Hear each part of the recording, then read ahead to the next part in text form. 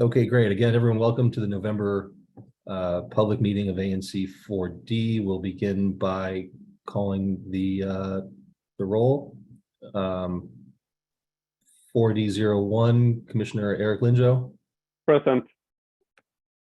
4D02, Commissioner and Chair Renee Bowser is, I believe, joining us later on. 4D03, Commissioner and Secretary Ariane Rodriguez Bouquet. Present.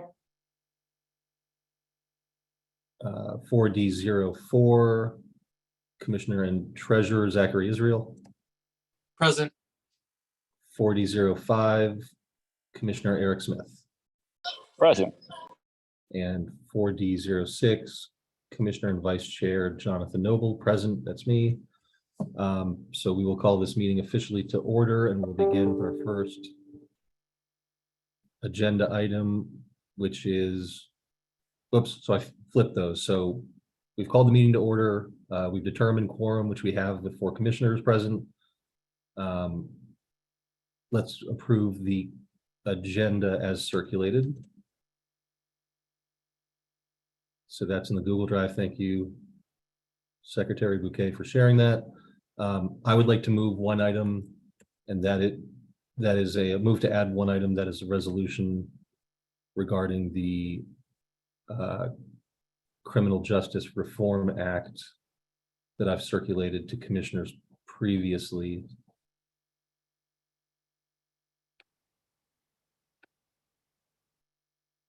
So it's a resolution regarding the revised Criminal Code Act. I guess I need a second to add that to the agenda. I'll second it. So let's take a vote to add that to the agenda. All those in favor signify by saying aye. Aye. Aye. Aye. Any opposed? I'm opposed. Okay, so it sounds like we've got, 4 in favor and 1, any abstentions? Okay, so 4 in favor and 1 against, so we will add that to the agenda when we discuss resolutions that come up before the commission. I think there were, Vice Chair Noble, there were going to be a couple more additions. Commissioner Israel, did you want to make your? No. Yeah, I was just, sorry, we have to approve. I guess we make motions to add each individual item, or do we just add individual items and then move to approve the amended agenda? I think actually that's the way it works. Yeah. Yeah, I think Okay. I think that's how. So yeah, can I make a motion to add a few commissioner announcements for myself during that portion of the agenda? Yep, I'll make a second. motion. Yeah, I think just go through the items that you'd like to add to the agenda. Sure. So yeah, just a handful, and I'll go through them quickly when we get to it. But there is, let's see here, announcement about National Park Service coming to Sherman Circle for a site visit. The virtual Ed Fest in December. Truesdale Family Station fundraiser, and 2 public service announcements regarding dog owners and traffic safety. So I'll go through it quick, don't worry.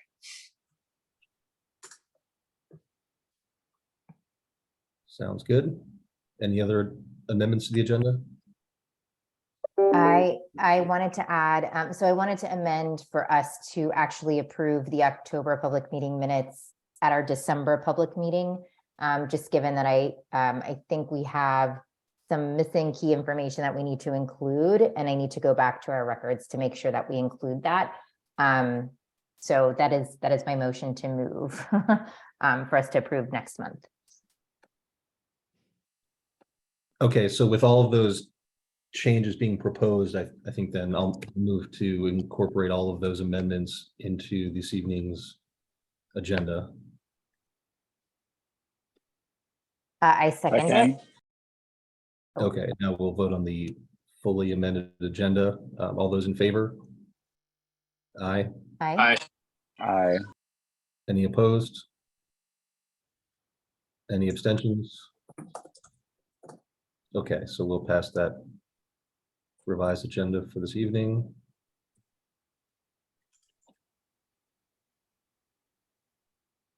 And seeing as how we will vote on the October minutes at the following meeting, let's move on to the treasurer's report. Treasurer Israel. Thank you, Commissioner Noble. Let me just pull this up here. One moment.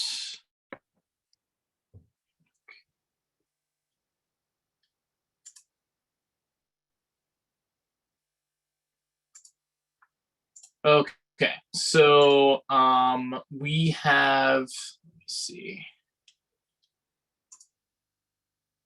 My apologies, I can't find this at this exact moment. Let me see here. Hold on. Sorry, bear with me just a few more seconds here.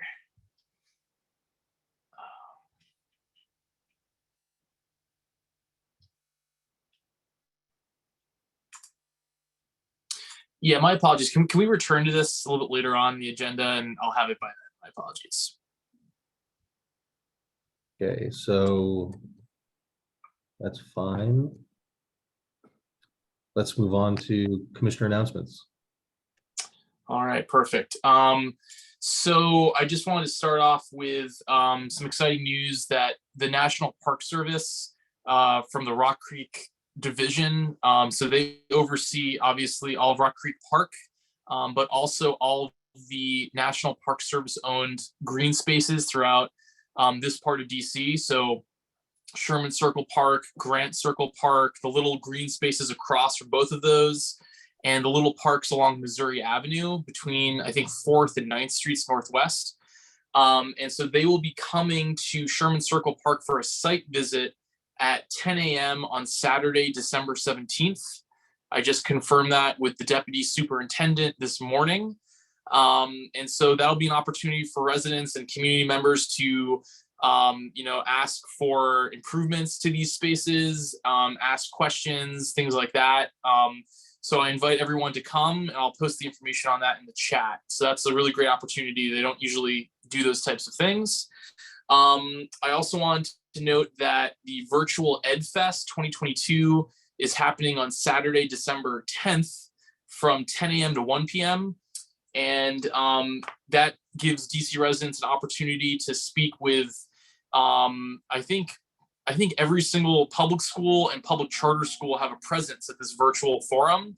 And so for any parents that are trying to decide where to rank schools for their children for the public school lottery process, that's a great opportunity.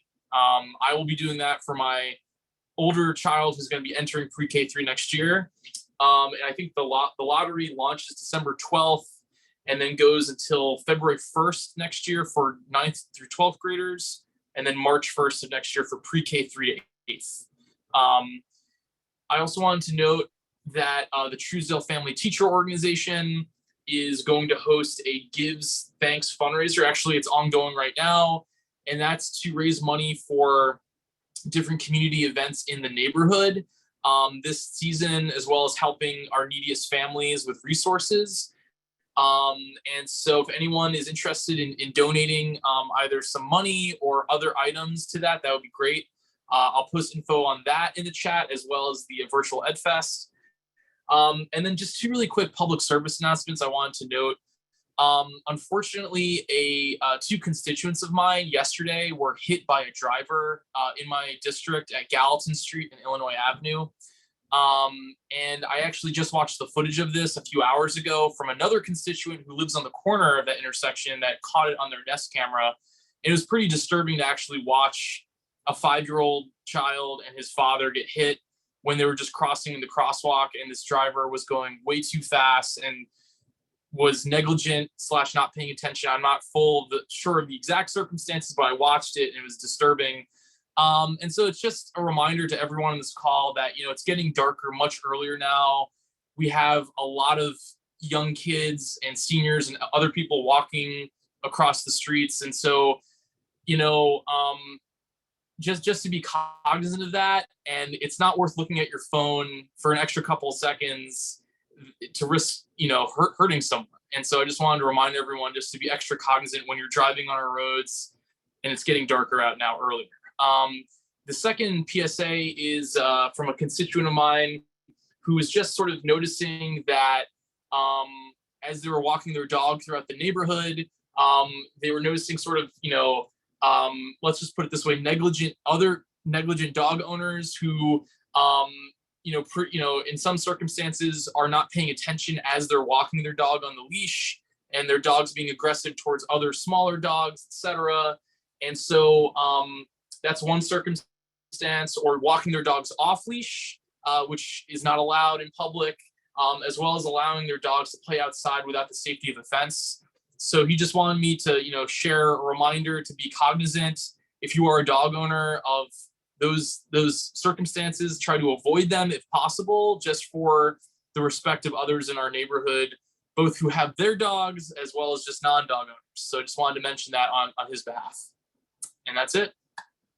Thanks.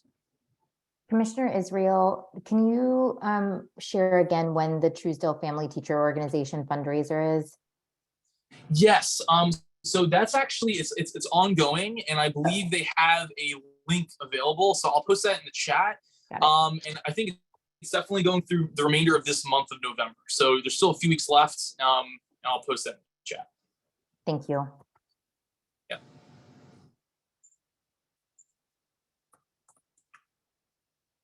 Any other community announcements? Commissioner announcements? Yes, Commissioner announcements. Okay. If none, we can move on to community comments. We'll limit these to 2 minutes each, please. And oh, and Commissioner Noble, sorry if I may interject, I found the treasurer's report. I just labeled it the wrong thing, so I have it. If you wouldn't mind, if I could just mention that really quick before. sure. Go ahead. Okay. So we ended as of October 31st, 2022. ANC 4D had a closing balance of $6,187.81 in the bank. In the earlier part of the month, we got our FY22 fourth quarter allotment from the DC government, which was just under $4,200. And then we issued a check for a grant to the Petworth Arts Collaborative group for $2,000. We had approved that at our September meeting. And so we sent that over to them. And then Commissioner Bouquet got a reimbursement of just under $300 for web hosting email alert services. And then Chair Bowser got a reimbursement of just over $300 for her SMD newsletter. And that's it for the month of October. And I would also note that 2 outstanding allotments from FY22, which ended on September 30th, have gotten approval from the Office of ANCs, and they're en route to our bank account. So hopefully by the end of this year, ANC 4D will have received both of those, which total about $10,000. So that's on the way, and that's it for the treasurer's report. Thanks.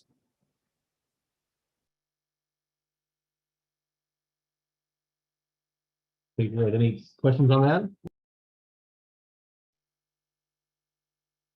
Okay, we can move on to community comment.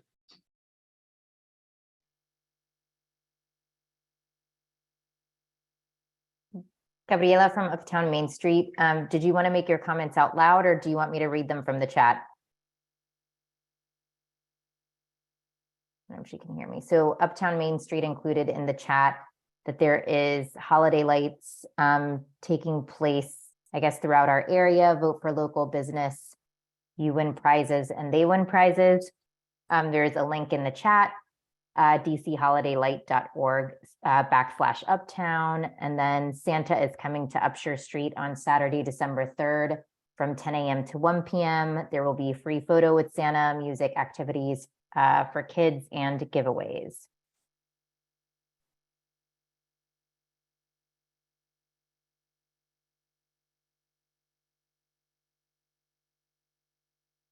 Any other community comment? Yes, I have one. Sure, go ahead. Okay, hi, my name is Zilla Wesley. I live at the corner of Illinois and Gallatin Street. First, would like to thank the ANCs for the the speed bumps. But I can say on my corner that what they do is they stop at the speed bump and then just fly through the stop sign. And it's just really when Commissioner Zach made that announcement today, I saw it on Twitter earlier. You know, it's just very sad. I don't know what we can do about that, but I think it's worse because they slow up there, but they're just not stopping at the stop sign. Thank you. And thank you for all the work that you do.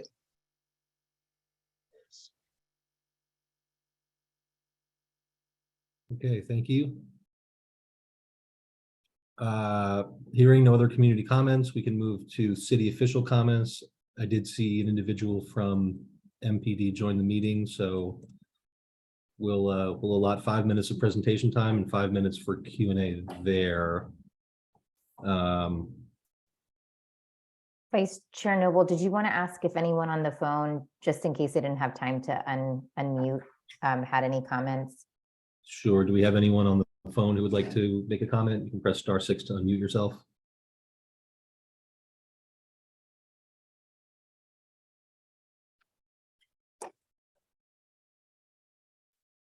Thank you. Sound like it. I do see a Lieutenant Ross who's present in the meeting. Lieutenant, if you want to. Yes, Go ahead. hi, good afternoon, everyone. I'm Lieutenant Ross, Sector 1. I work the evening tour. Those of you all haven't met me. Really won't regurgitate any of the information that Captain Porter went over last week in his crime meeting. If you need any specific crime sets, I'll be sure to email anyone that's interested in reviewing that information. Tonight, I just wanted to hit on 3 key points that were concerns that were emailed to Captain Porter in regards to our sector. Right now, KDY, that's still an issue. Questions have been raised. What is 4D doing about it? So what we have been doing is we've offered extra overtime and we have extra coverage on the Kennedy Street corridor to cover that area with a total of at least 4 officers at a time that maintains a presence on Kennedy Street. We're also asking that the businesses, and we're inviting them to come forward so we can at least start getting some individuals barred that are still hanging out and lingering on different various properties on Kennedy Street. So the only way we can tackle that issue is with the help of several of the business owners in that area. And lastly, the DC code updates that have been published. I emailed Mr. Noble and Ms. Bowser the complete packet on what the updates are, if you all have any questions in regards to that. And that's pretty much all I have. If you all have any questions for me, feel free to ask. Lieutenant, do you have any thoughts on the criminal code update that you'd like to share, or that MPD has shared more widely? Yeah, for us, I just want you all to know we're still going to be confident in our abilities to tackle and deter crime as needed and make arrests as needed. Once it leaves us and goes to the next entity, which would be the court system, that'll be something that would be in their hands at that point. But we will not let this deter us from doing our job. Unfortunately, it's something that the city council passed. It's something we're just gonna have to deal with and work out the kinks, and hopefully still be able to keep the city safe based on some of the new changes that are going to be implemented. So could you just elaborate on that a bit further? What specifically are some of your concerns with respect to what was passed? I believe some of the main concerns with the code were something along the lines of the penalties and the minimizing of whether someone's going to get out based on a certain offense or not. So those would be the main concerns. If we arrest someone for a gun offense or we arrest someone for a drug offense, what's going to be the turnaround time for them getting released, or the sentencing decrease where that person is going to be back out on the street again, and we have to encounter that person. I think that's the main issue that we will be facing as a whole in the department. Yep, thanks for sharing that. No problem. Did anyone else have any more questions for me? I Any do, other commissioner Lieutenant. questions, and then we can turn it over to the. Yeah, I do. I have a few. So Lieutenant Ross, a few things that you mentioned in the beginning. One, I don't think everyone here is aware of the meeting that Captain Porter had or what was shared. So Okay. usually crime stats are shared at these meetings so that folks that don't attend that sector meeting have access to that information. Do you have a link to that PowerPoint or anything that you can Yes. share? So what I can do is I'll send it to Mr. Noble and Bowser and they can just push it out. That'd probably be the easiest. Because I'm on my mobile device and not on the computer using Zoom. Otherwise I would have shot it out to you all, but Captain Porter does the monthly sector meetings every month, every third Wednesday of the month at 7 Wednesday or Thursday between 7 to 8 p.m. And each month he goes over in detail the crime stats. Thank you. And I think it's every second Wednesday of Yes.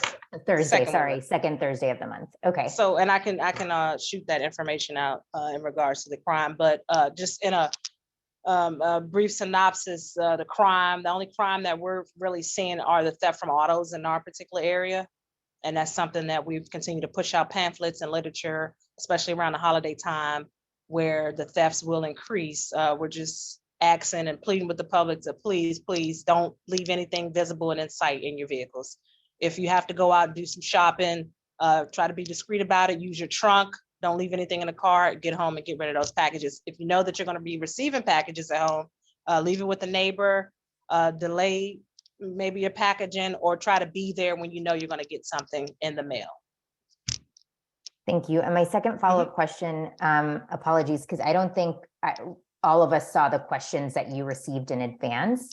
Okay. So KDY is still an issue was, I guess, the answer to the first question was the question, is KDY an issue?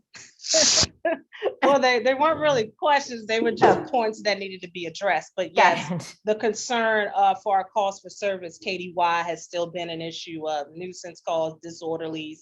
And I think we've been, for the past couple of months, we've been kind of pushing this information out on what we can and cannot do when people are loitering on a specific property. We don't have any loitering laws in DC. The only time that we can remove someone is if they're doing a criminal act or if that person is barred from the location.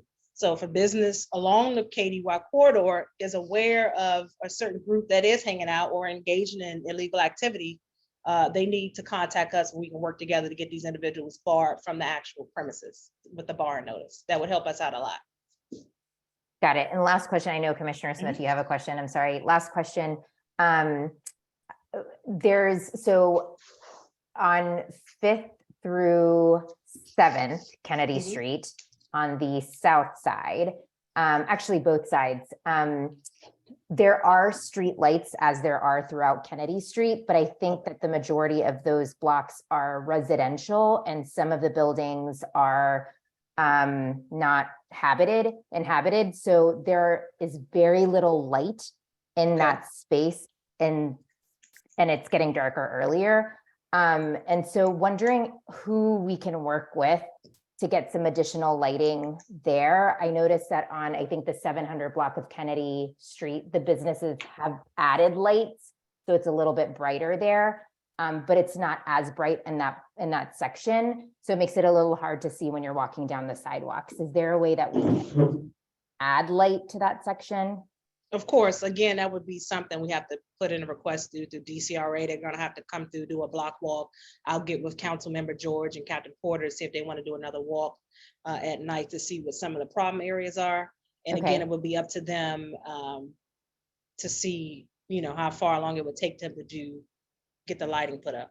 Okay, so, but that's good information for us. So if we start connecting our conversations with DCRA, that would be the Right. agency. So as many complaints, if you go to the 301 app or if you go online to the system and you put in the address, the time, and even if you take a photo, they'll get it on their portal and they'll come out usually within 24 to 48 hours and they can assess the property to see what level of care it needs, whether this is urgent, whether this is something they're going to put on their to-do list, that kind of thing. But if we get enough people to send enough complaints about this particular south side of 5th and Kennedy, where there's absolutely no lighting and concerns for crime are going to arise due to it getting dark early, it may put the press on them to get out and put some more lighting up. Great, thank you. No problem.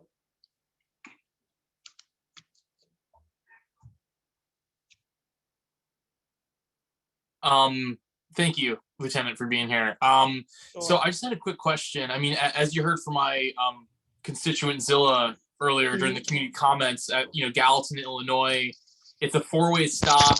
People just do rolling stops. They go through.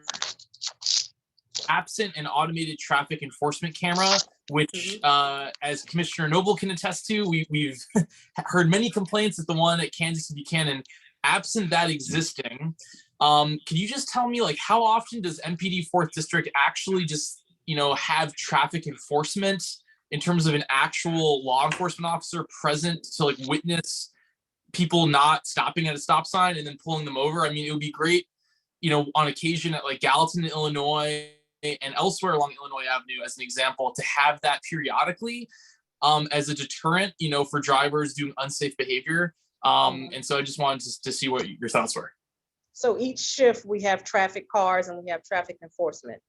So each traffic car has a specified area, and the area is determined on the number of complaints, or if we've seen a number of increase in traffic crashes, or like I said, complaints coming in, then we'll address the area in specific. So because Gallatin and Illinois is now an issue, I'll let the respective lieutenant know that now we need to give more attention to that particular intersection.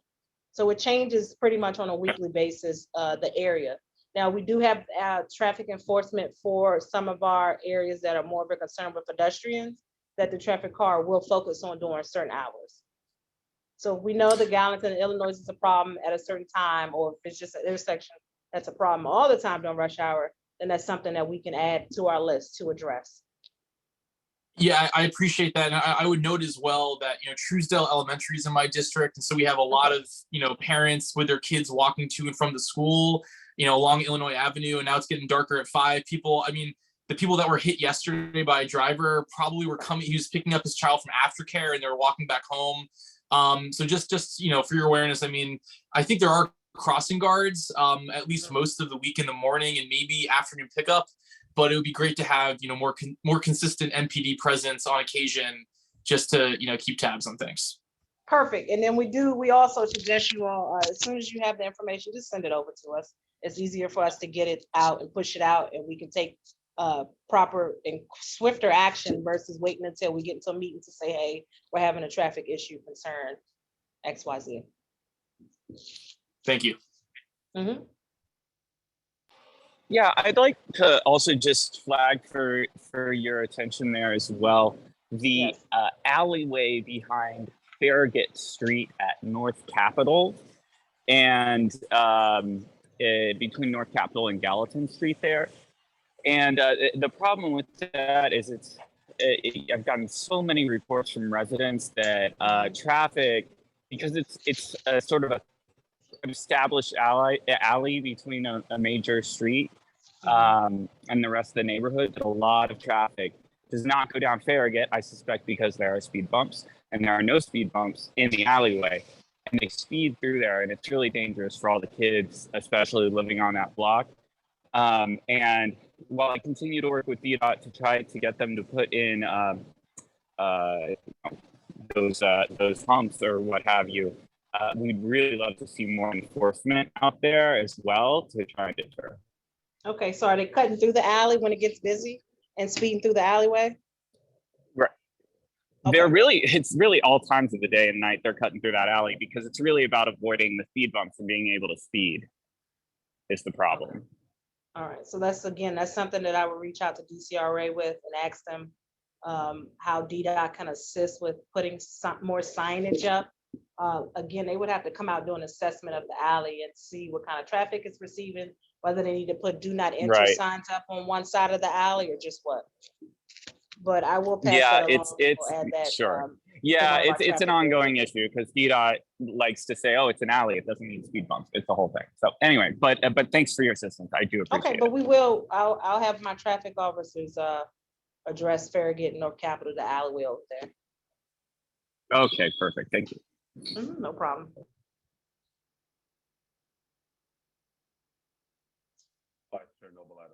Order that there seems to be a couple of people in the waiting room. I'm getting some text messages from, if we can let them in. There's no one in the waiting room. Commissioner Linzo, do you have a question? Because I think we're sort of at time. No, I just wanted to point out that I'm getting some text that people are in the waiting room. Okay, thank you. Lieutenant Ross, thank you for your time. Really appreciate you being here this evening. Most certainly, and I'll send over that PowerPoint from the meeting. Great. All right, thanks. Take care, everyone. Take care. So we'll move on to our Ward 4 Mocher with 5 minutes of presentation and 5 minutes of Q&A. Good evening, everyone. My name is Yamalet Escobar. I'm the Ward 4 Community Liaison from the Mayor's Office. Just a couple of updates here and just like an announcement. As you guys may know, it is leaf collection season. So 4D does fall under Group D, which that does not begin until November 28th as of right now. So it falls under a little in between D and B.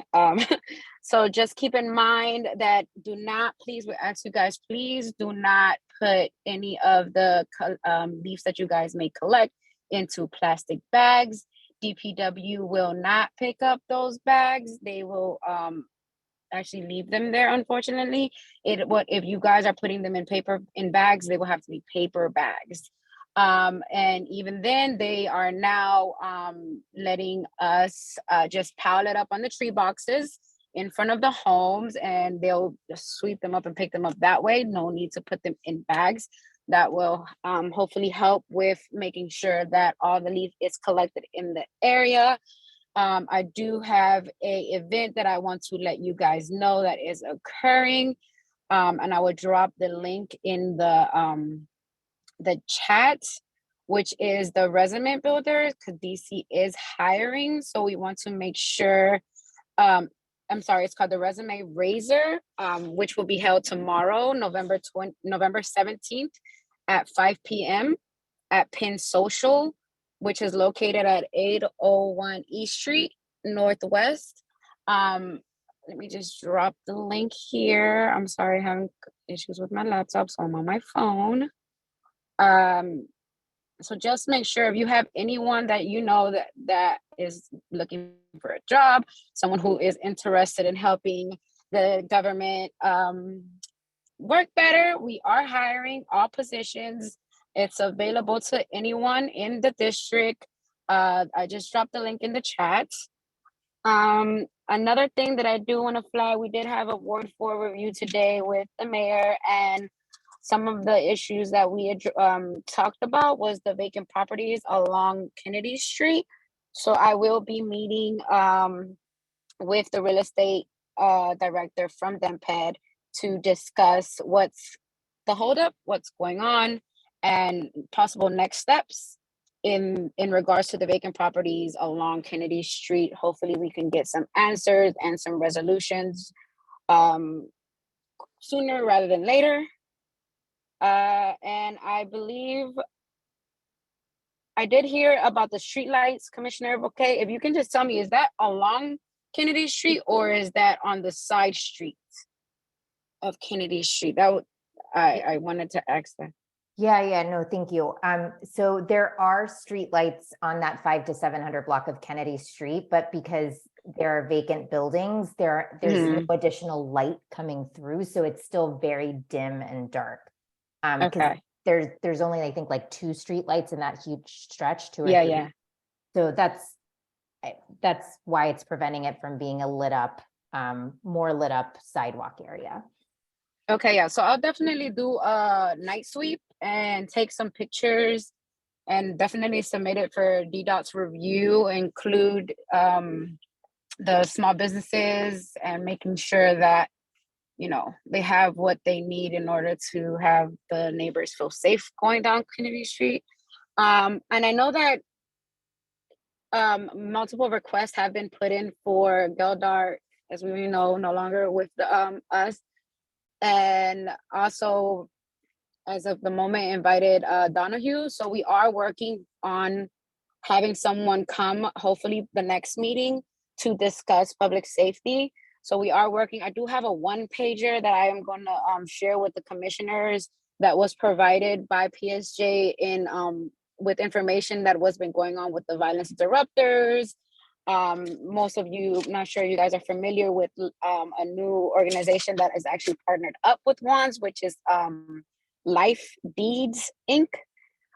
They're also gonna have some violence interrupters in the area to help assist with engaging in the community and things of that nature. So Uh, definitely hear you guys' concerns in regards to safety. Definitely want you guys to know that we are working on it, and I have been flagging and I have been sharing.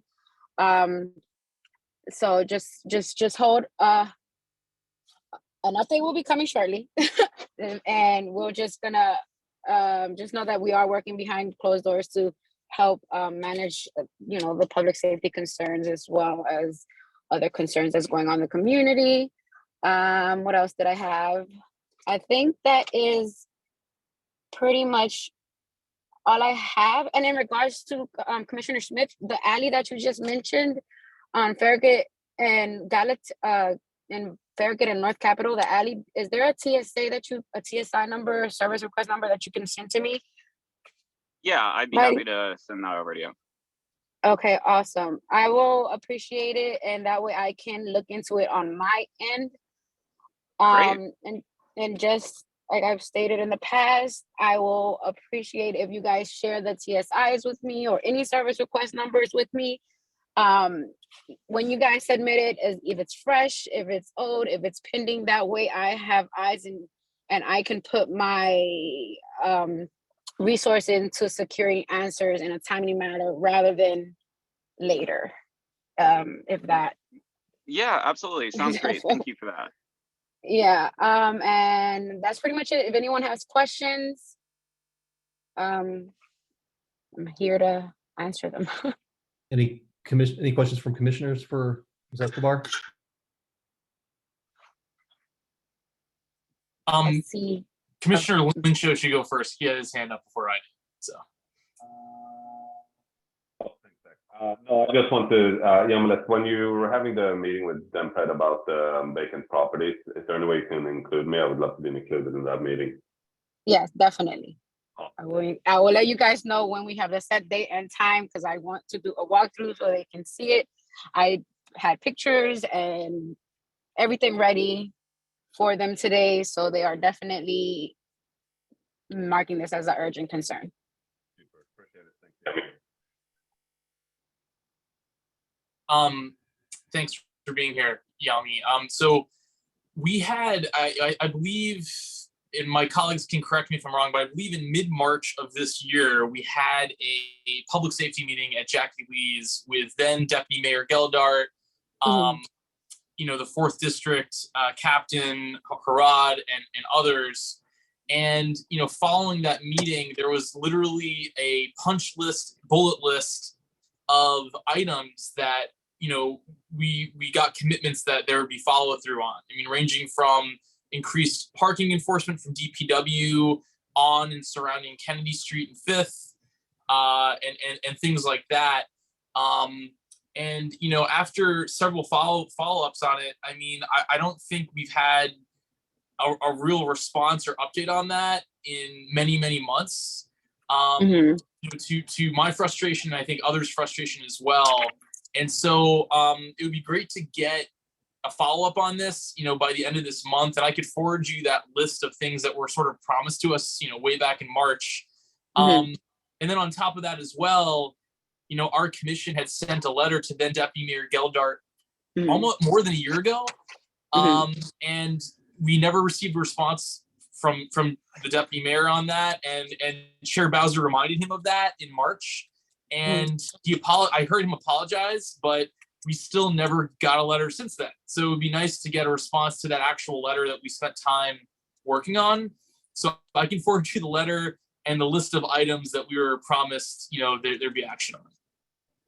Right. So if you can definitely send over the promises that were mentioned in that meeting, because I remember that day and I had a fire that day, so I was unable to attend. But I do recall that PSJ definitely responded to the letter via email. I know Commissioner Bowser was on it. I can forward you those answers as well, but please submit. You can resend me the letter. I already have it in my record, the letter that you were referring to that was sent in regards to questions and answers. But I can definitely reflag it for someone in PSJ, and they can give us more in detail updated updates as to those questions, because I do remember before the mayor actually attended a meeting, we did respond to those questions that Commissioner Bowser had in that letter. So yeah, I mean, just go ahead and send it to me and I'll definitely reflag it and I'll definitely look into it so we can have some updated answers in present time. Thank you. Will do. Appreciate that. Mm-hmm. Sorry, I want to follow Commissioner Israel's comments. Thank you, Yami, for being here. I know that you're on your cell. I put the link to the letter in the chat.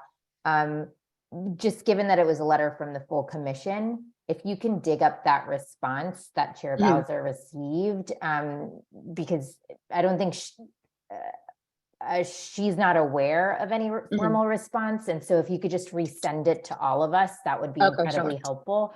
Because our understanding is that we just have had no response, and that was of concern to us. So hopefully interim Deputy Mayor Donahue will attend in December so we can wrap up this term with a clear sense of where public safety sort of lies in the area and how he can work with the incoming commission to continue to make it a priority. Sure, definitely. Once I will have to wait until I get into the office in the morning because again, that's how finally decided to give out on me for 2 years in. But I will definitely forward you guys that email thread. All commissioners, I'll include it for you tomorrow morning so you can see the response that was given. And I will flag it up again to see if they will provide like an updated version in the meantime before the next upcoming meeting in December. Thank you. No problem. Anything else? Okay, great. I think we should move on, getting timing considerations. So thank you, Ms. Escobar. Next up, we've got the Ward 4 Council Member's Office, 5 minutes of presentation and 5 minutes of Q&A. Good evening, everyone. My name is Escobar. I'm part of the Constituent Services team. I'll be giving a couple updates from our office. First, I'd like to flag that the Green New Deal for social housing is having its hearing next Tuesday, November 22nd, starting at 11 a.m. We really want to mobilize neighbors, ANC commissioners, and folks to sign up to testify for the hearing. You can email your name and contact information to the Housing Committee. I'm happy to drop information on that in the chat. Just want to flag a couple things about the bill. It will introduce social housing, which will be public owned, mixed income housing owned by the DC government. Profits would otherwise go to developers will now be reinvested to make housing more affordable. There are a lot of stipulations within the bill that will push on green energy within the district and making our environments more friendly, more accessible, and safer to our residents across the district. On Saturday, we will be having our Thanksgiving turkey giveaway in partnership with the Lamont Riggs Citizens Association. This will be at the Lamont Riggs Center, which is 20 Tuckerman Street Northeast, from 11 a.m. to 1 p.m. Folks will just need a piece of mail, their ID, or anything that shows Ward 4 residency. And each family can get one turkey while supplies last. Also want to flag, as Yami mentioned, that leaf collection has started. I'm happy to drop information in the chat with more details about that. Residents will need to rake their leaves onto the curb or a tree box to be collected by this Sunday, and 311 requests can be submitted for missed leaf collections to be picked up in paper bags by our scheduled yard waste. And again, as always, if you are not signed up for the Ward 4 newsletter, it goes out every Friday. It provides detailed information about community happenings, as well as legislative updates within the council. So I'll drop information on how to sign up for that. Definitely want to encourage you all to plug that to your neighbors as well. And happy to answer any questions or any concerns folks want to raise for our office. Thank you.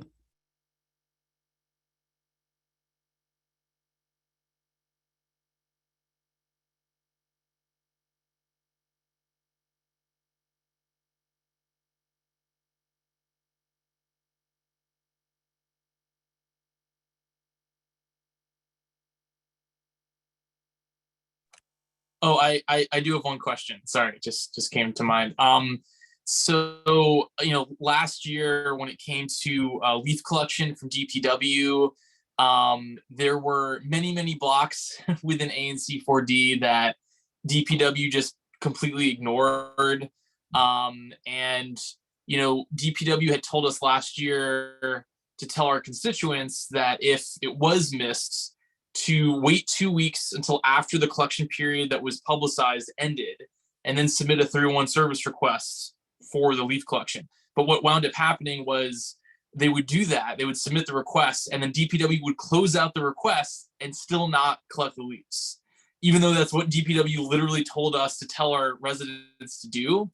And so it got to the point where it was so problematic that your office, basically linked us up to specific DPW staff who then told the leaf collection crews, go to this specific block, go to this one. I hope that that can be avoided.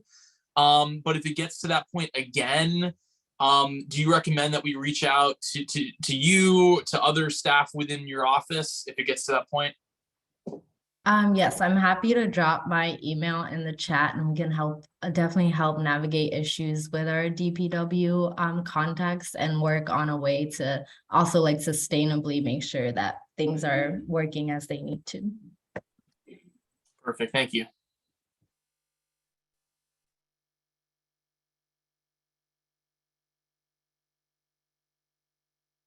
Okay, any other comments or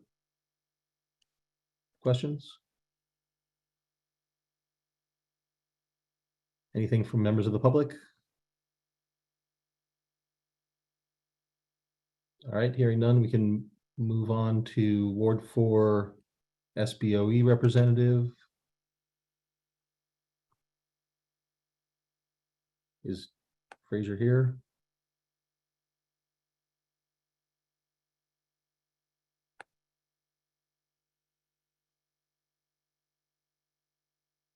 No, okay. I think they have meetings at the same time as we do.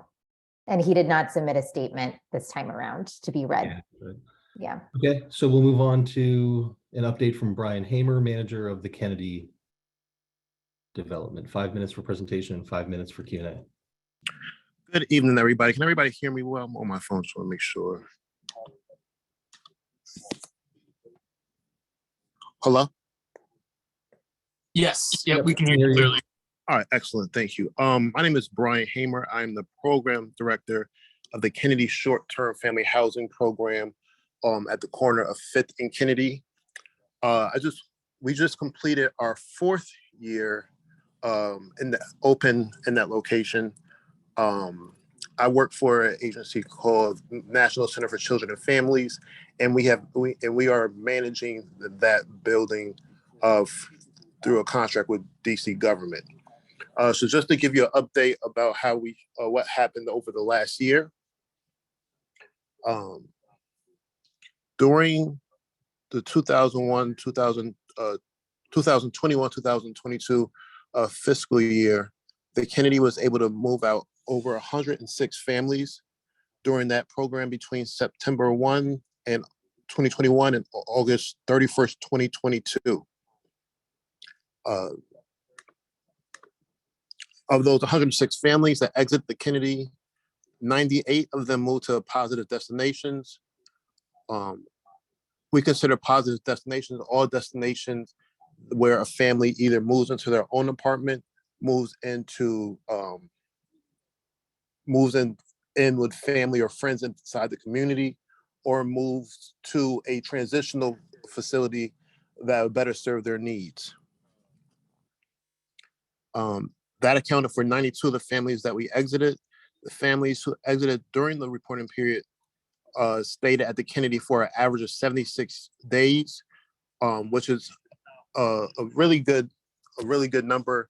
The average that we're looking for, what the city is looking for, is 90 days or less for families. So we're almost at 15 days less than that, which means our families are able to move in, find housing or find alternative housing for them that suits their families, and move out in a good period of time which allows other families to move in. We currently have 25 families living at the Kennedy.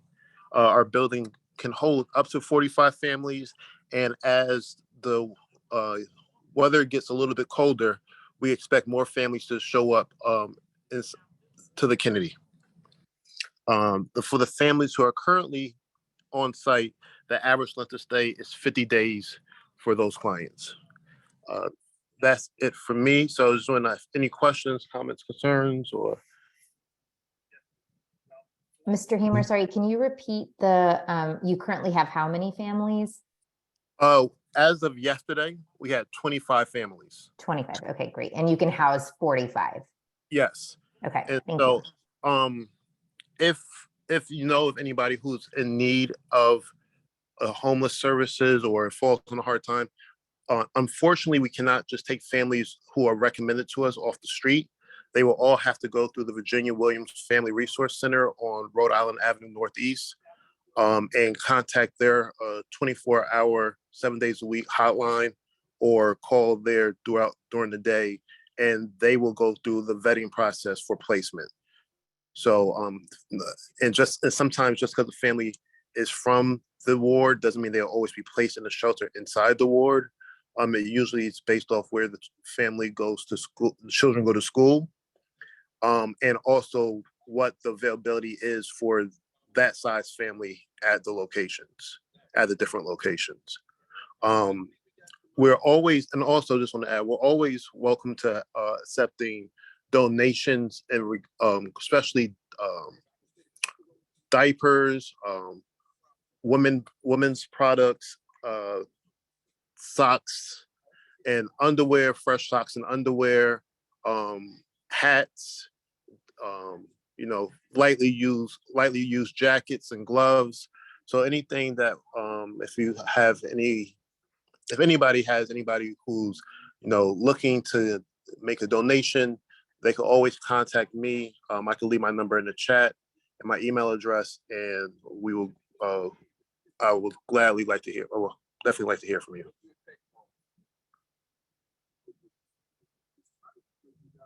Hi, Mr. Hamer. Thank you for being here. I just had two quick questions. The first is, and I don't think this has happened that recently, but got a lot of national press attention. These governors on some border states, especially in Texas, busing folks in who had crossed the border seeking refuge in our country. And they just sort of bust them over to Washington, D.C. and just let them off without, any assistance or anything like that. And unfortunately, there are people in our city who have stepped up and helped them. But I would imagine many of them, seeking refuge in our country don't have a home to go to. And so I know that the DC Council, I believe, passed some legislation a month or two ago about this, but do the family homeless facilities in the district, including yours, are they able to accept families under those specific circumstances, or is it like a completely separate process? I'm just interested to know how that works. To be honest with you, I'm not exactly sure where all those families have been going. I know we have received one, maybe two families who came through that process, but for the vast majority, I do not believe that they ended up in the short-term family housing shelter system. So I don't want to make up an answer for you, but I know we have received a very limited amount of those families. Okay. No, I was just curious to know how it's playing out. And my other question for you is actually one of the very first things our current commission dealt with in January of 2021 was basically saving the 62 and 63 Metro bus routes from being eliminated, which go north and south on 5th Street. And I believe there are bus stops actually right in front of the Kennedy, right here in Kennedy. And unfortunately, we won that battle, and those bus lines still exist, and they're very well utilized. And the good news is that I believe in early December, WMATA is actually holding a meeting like specifically for commissioners throughout the whole city to directly engage ANCs about any like Metro bus, Metro rail related issues. And I do plan on attending that. to make sure that that type of thing doesn't happen again, because I think WMATA just sort of made that, wanted to cut those lines without taking into full consideration the fact that we have a family homeless facility that, the population of whom probably utilizes that greatly.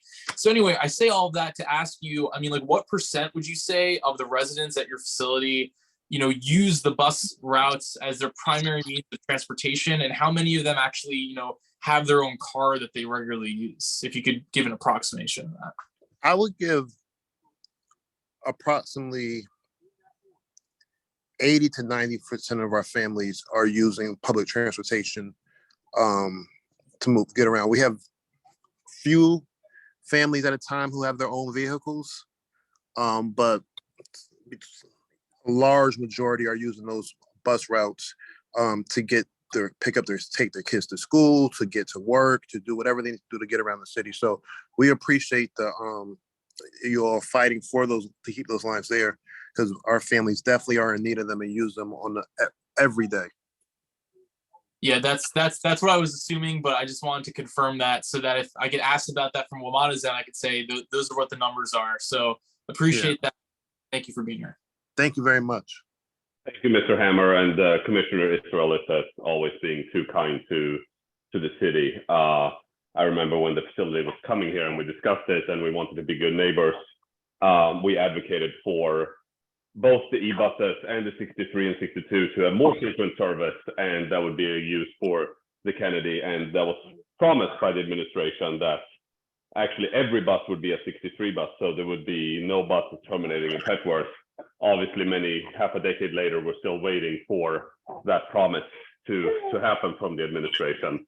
The other promise the other promise that was made was that to repaint the Longfellow and Fifth Street and the Kennedy and Fifth Street crosswalk and put stop signs there, since we know some of the families in the Kennedy have young children, to make those crossings safer.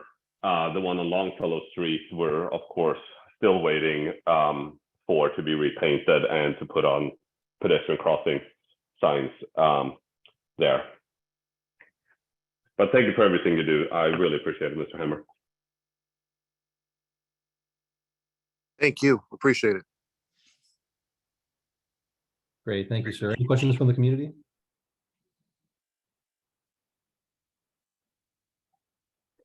Okay, if none, we can move on to our main presentation. That's from Judy Shepard-Gore, who's the Executive Director of the Intercity Collaborative, along with Camille Davis, who's the Director of Public Relations and Community Outreach for that organization.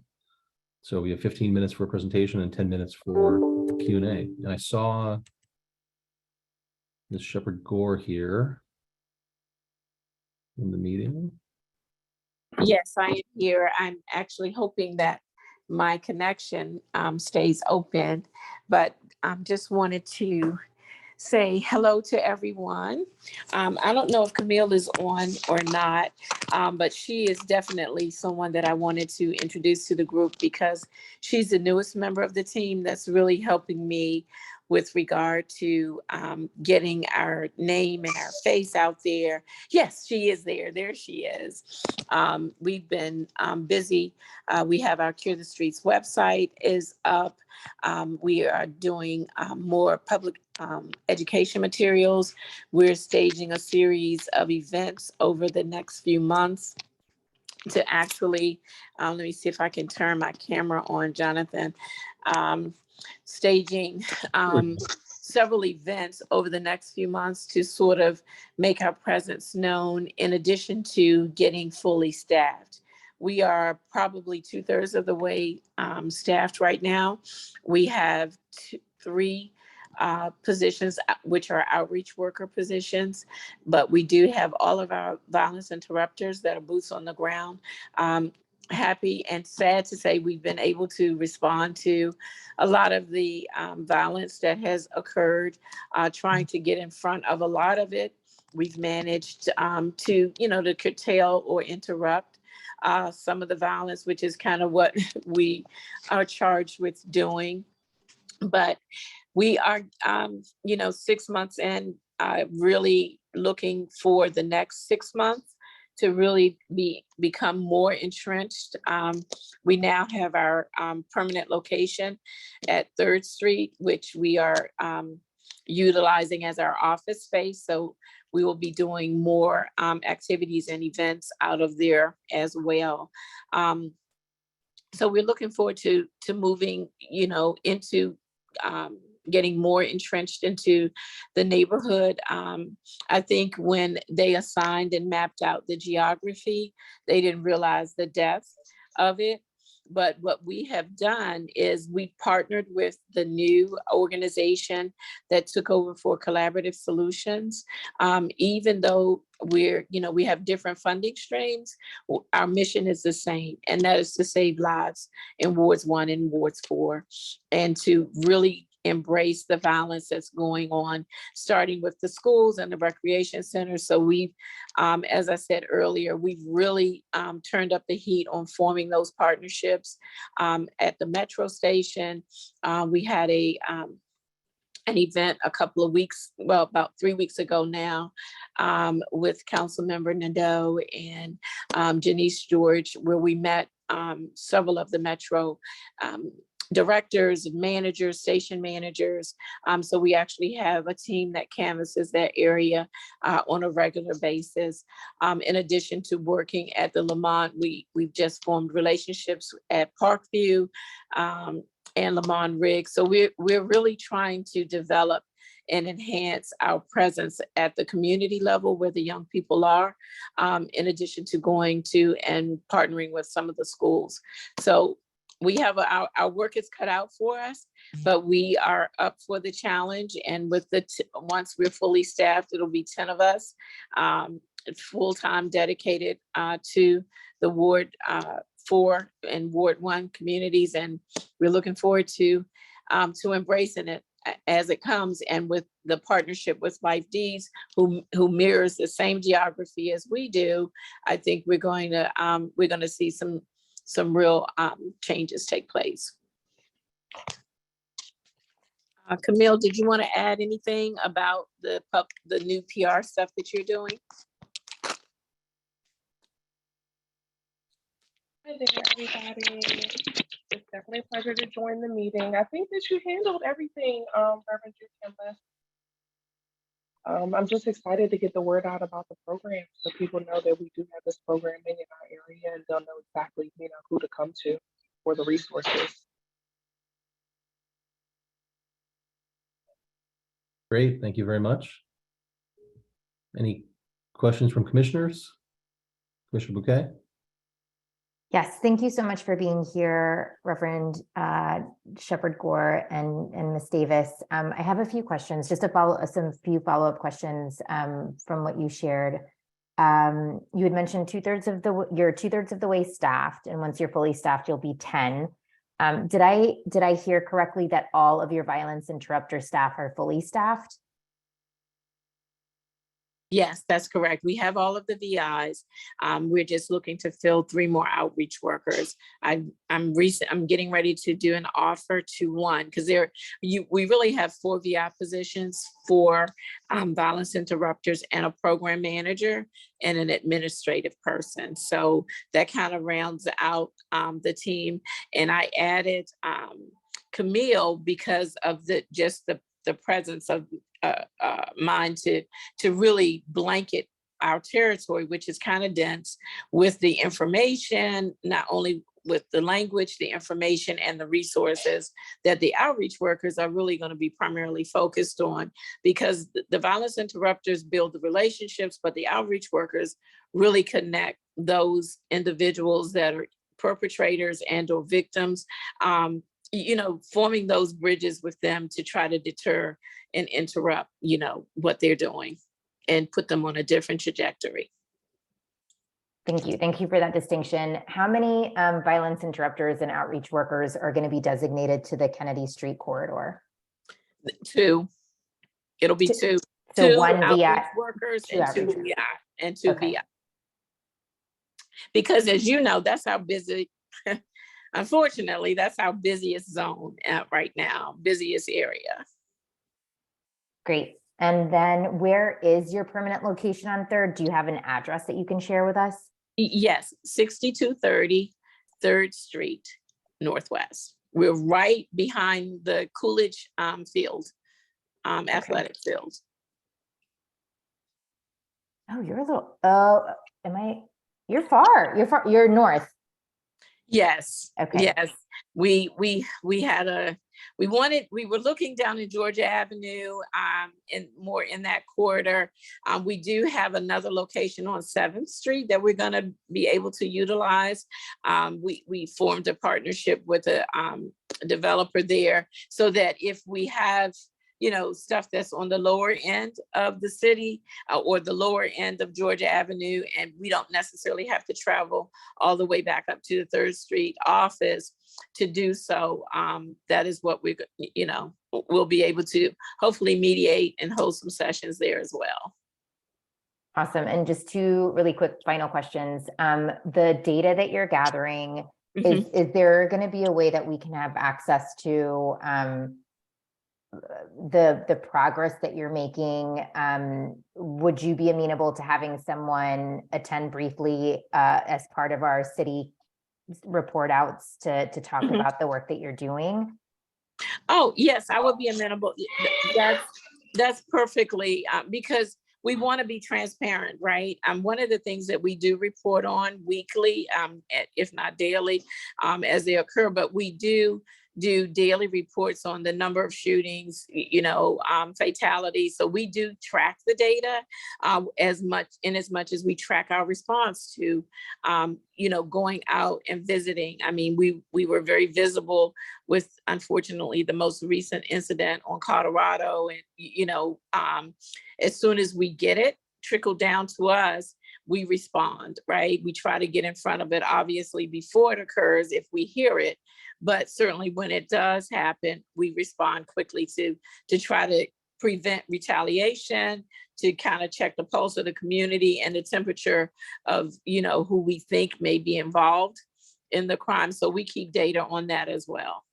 So I'd be happy to show and to ask, if you all wanted to ask questions or offer information about how we collect and compile that data. And I'll definitely offer myself, Reverend Judy, to continue to attend these monthly meetings and do a summary of the type of outreach that we're doing, what type of events or programs we've done for the month, to let residents know about us and our presence. So I can definitely assume that role.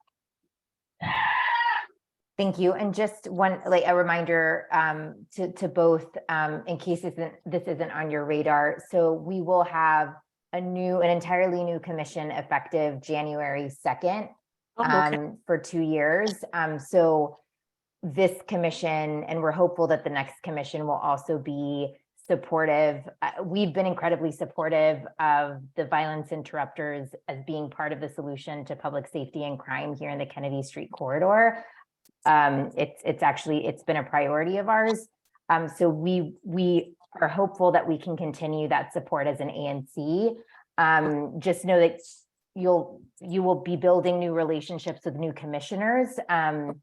But as residents of the city, at least I'll speak for myself, I am going to continue to be very invested. And if you do need help from residents themselves and volunteers, please let us know through the ANC, and I'm sure that there would be many of us that would be happy to support.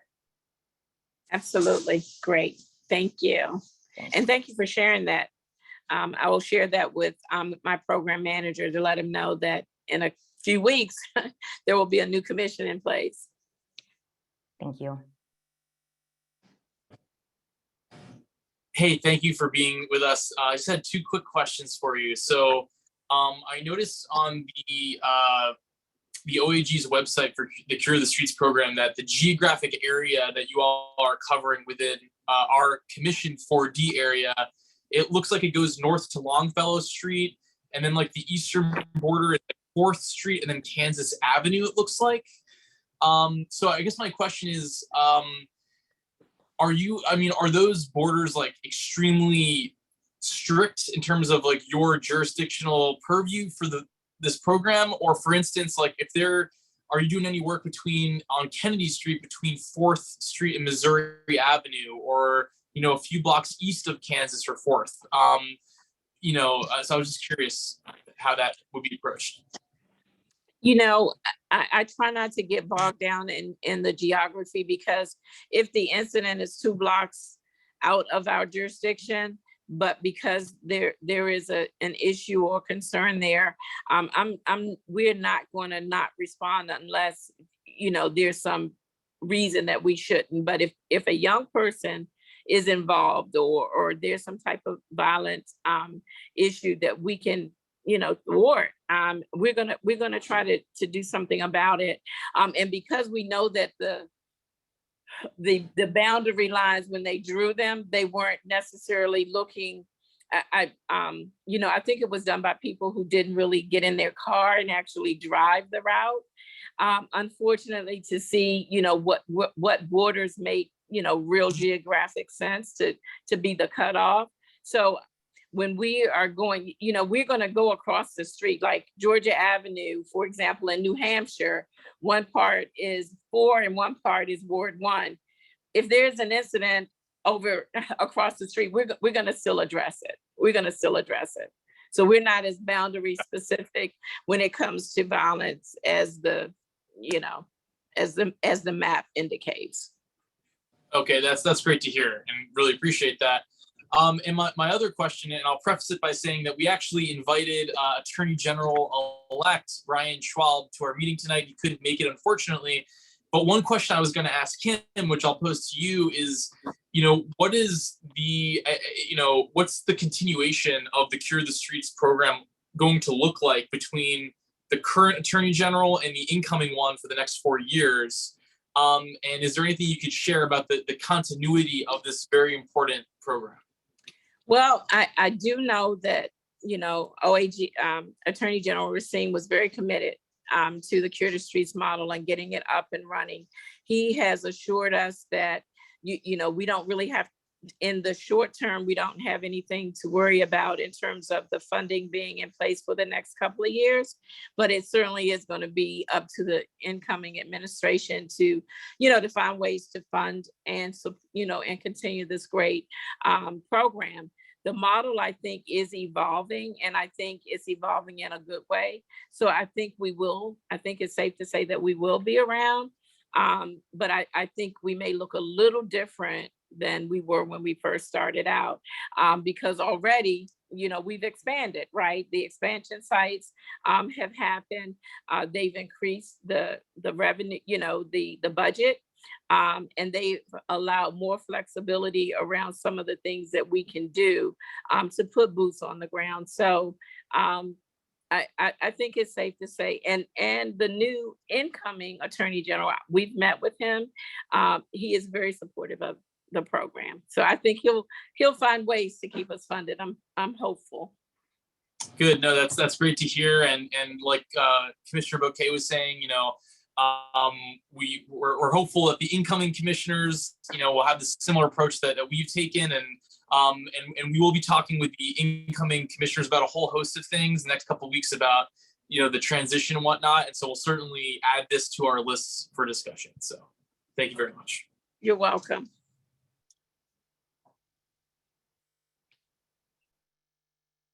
Okay, great. Any other public comments? I think we've got Chair Bowser back in the meeting if she wants to take over the chair's role, or if not, we can continue proceeding as is. Next on the agenda, we've got old business to address. We have a BZA special exception request regarding 5433 Georgia Avenue Northwest. This is in Commissioner Linjo's single member district. So we can have a recap by the applicant for that matter. And we've got 15 minutes allocated to this issue. Vice Chair Noble, if David or Kerry want to take it off and do a little 5-minute recap maybe, so we can have 5-10 minutes to ask some questions before we vote, would probably be good. In the meantime, between the meetings, we did bring up that There's a heritage tree on Illinois Avenue that you guys responded to me via email, so it'd be great to cover that as well. So yeah, take it away. Thank you. Sure. Hi. Again, this is Kerry Kalachek. I'm the land use counsel for the property owner and developer. Just as a recap, we're proposing to construct a 22 unit mixed use building. It'll have some retail on the ground floor, as well as some residential units facing Illinois Avenue. And so what we're asking for with respect to the BZA relief is a lot occupancy relief for the ground floor only. It's a 4-story building. And then we're also asking for parking relief because there's only street frontage. There's no ability to get curb cuts. There's no alley access. And so we gave a presentation to the ANC last month. We answered several questions, a couple of issues that came up last time that we just wanted to update you on. One was a question about the mural that's currently painted on the facade of the building on facing Kennedy Street. I in fact spoke with a representative of Uptown Main Street yesterday, and we talked to them about working together to find a replacement area for a mural in the general vicinity. And so we're going to continue that dialogue with them. And so we'll be hopefully working together to find a place for the replacement mural to go. I'll let David, the architect, speak to the question that came up about the tree. Thanks, everybody. We appreciate you taking a little time to let us catch you up on a couple of things that came up in the discussion and that we clarified post-discussion. So one of the things that came up that I incorrectly answered that I just want to get out there was a question about accessibility to the units. And I incorrectly said that we were only going to have ground floor units.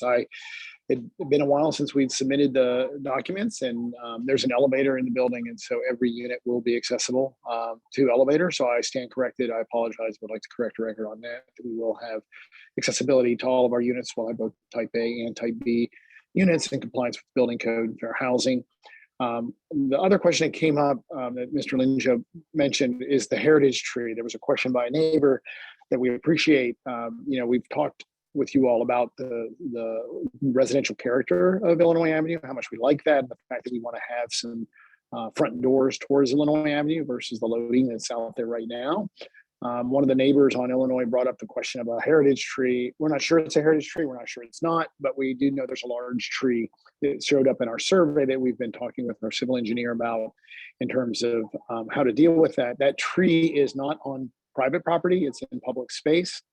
It may be a special tree, maybe a heritage tree. You all are probably aware that the rules are somewhat changing in January for how we deal with that. But in any case, we will work with urban forestry and a designated arborist that we will retain to deal with that heritage tree. We do expect that, since, as Carrie mentioned, we're 100% lot occupancy currently, and that's what we're proposing, that we'll be able to work with that heritage tree, given that the footprint is already over the root system of that tree. So it's not on private property, which was one of the questions, I think. And so we're happy to continue to work through any issues that you all might have, but we do have our hearing in December. I think it's the 14th or 15th, Carrie, is when our hearing is with the BZA. So we're looking for your support. Yeah, December 14th. So that if we're happy to speak to anything else, but if people would prefer to ask questions, we're happy to answer those as well.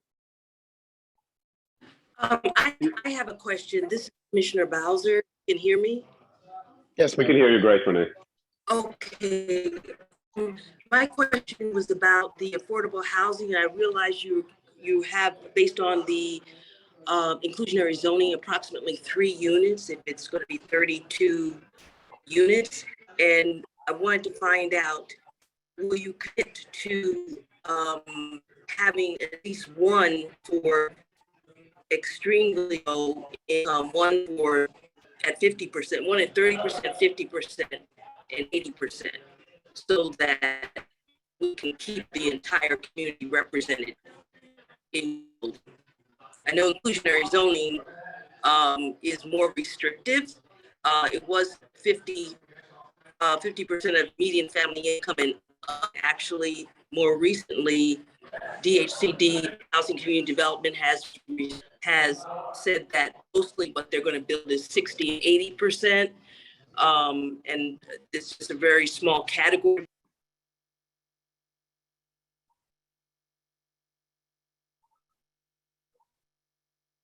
I think we lost her. I have my screen up and look, I think she's dropped. Yeah, I think we might have lost Chair Bowser, but I think you heard her question, and that was actually the same question I raised my hand about. If you could go over that.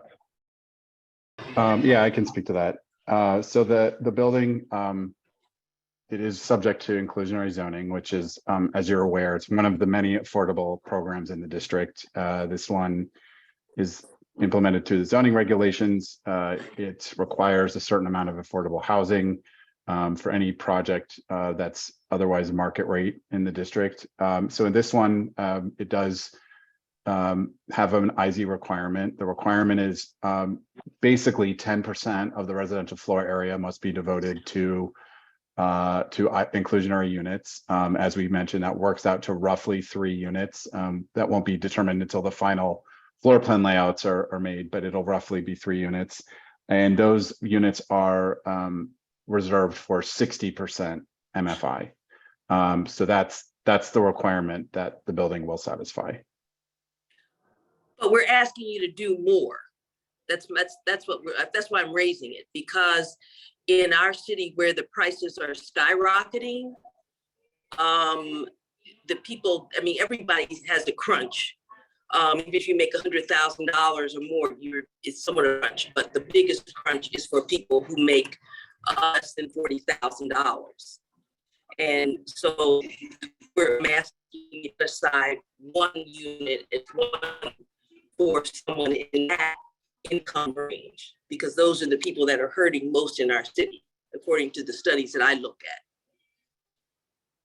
Yeah, I hear you. I mean, I don't think we can commit to anything at this point because that changes the calculation certainly for the developer in terms of the whether the building is viable. So I will say that, and I totally hear you with respect to the need, and certainly that is understood. The IZ program, as I understand it, was not intended to target the lowest income people. There are other affordable programs in the district that are intended to target those populations. It was, when it was created about 15 years ago, was intended to kind of get at the middle range of people, which is why the requirement is for the 60% MFI.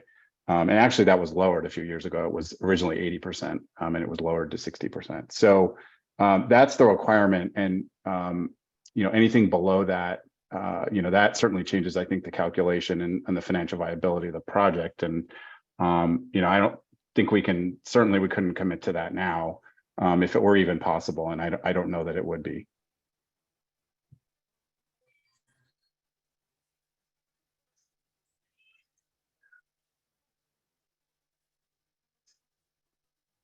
I think we lost Miss Bowser again. It looks like. Oh, I'm here.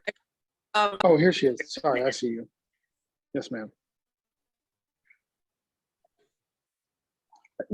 If I can just address, and you all probably know this because you deal with this monthly, the issue of the affordable housing and what it costs to do a project like this. It's gotten very complex in the last year and a half. You've read about it. You've probably heard about it. Construction costs are going up. And I have a young daughter who's just moved back into the city, and it's heartbreaking that, to think of how she's going to be able to stay within Washington as a recent college graduate, and be able to afford housing. So I'm very empathetic on a personal level to that.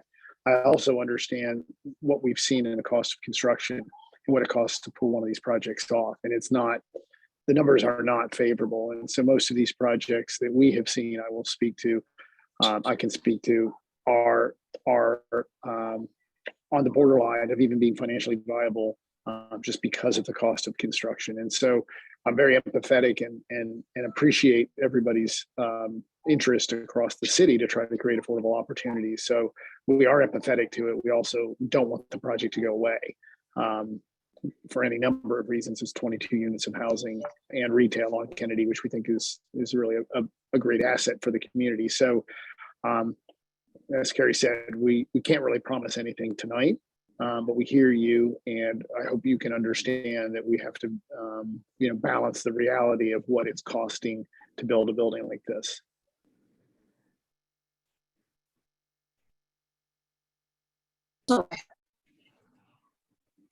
Keep going in and out. I can't, the connection's not that good.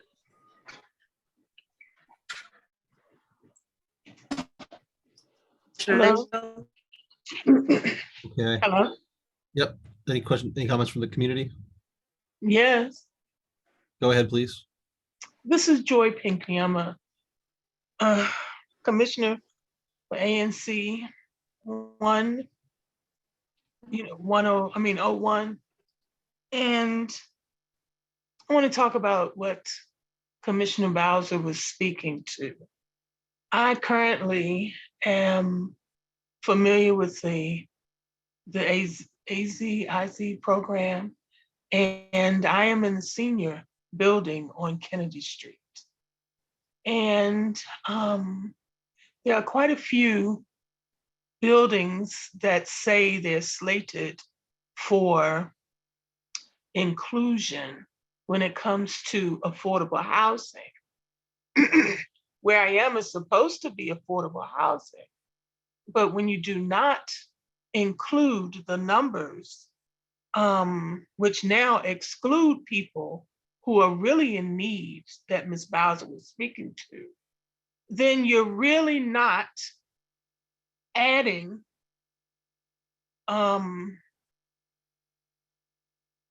too much to what's needed here in terms of housing. So to me, to have this open up, and then I hear you say, oh, well, we can't really address the needs of people who need housing for 30% or 50% because it's going to change what the developer would decide is viable to invest in our property. That's a little bit disturbing to me, which says that all these other places where new homes are going up for people are deliberately intended to exclude a number of people who exist in the city who shouldn't have to go to another state to live. I'm just putting that out there, and I put it out there with respect, but I'm just concerned about that because all of us in this economy can be one step away from being out there on that curve. And there's no guarantee that we would even be available or able to afford it. So that's my one statement. My other statement is it doesn't matter where in Ward 4 we live, to not include now as a requirement for any consideration of any more construction, we must include the topic of parking. Because right now, we're including buildings and people and condos and apartments, but there is no more parking here. So we have to address when the developers are talking about erecting properties, they're going to have to start including parking for the buildings that they're erecting. Because with each apartment home may come 1 or 2 additional cars. Then you have me and a whole building of seniors. Most of us do not drive, but we have aides, and our aides need to park, but we're on a major thoroughfare. So we have to park in the community. So do we have benefit of getting, or any of these people who come into any part of Ward 4, do we have opportunity to get parking stickers so that we can have the people who impact our quality of life to park? And how does that impact the people who are already on these streets? And one of my streets that I cover is not just residential homes, but you have erected and started to market out apartment buildings with no parking, none. So I think it would be irresponsible for the commissioners now and for me and the 7 other commissioners that are coming in to eliminate that conversation. but it would be irresponsible for us to continue to have developers come in here and not put in accommodations for people in this city who need it and who need decent places to live. And for the record, there are not, I can tell you, it took me 1.5 years to find some place to live. There are not other viable programs for persons who are in need of more affordable housing than what you're providing.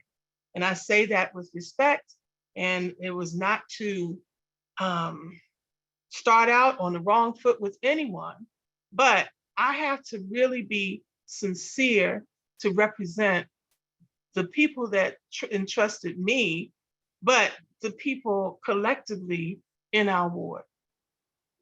I'll put a period right there.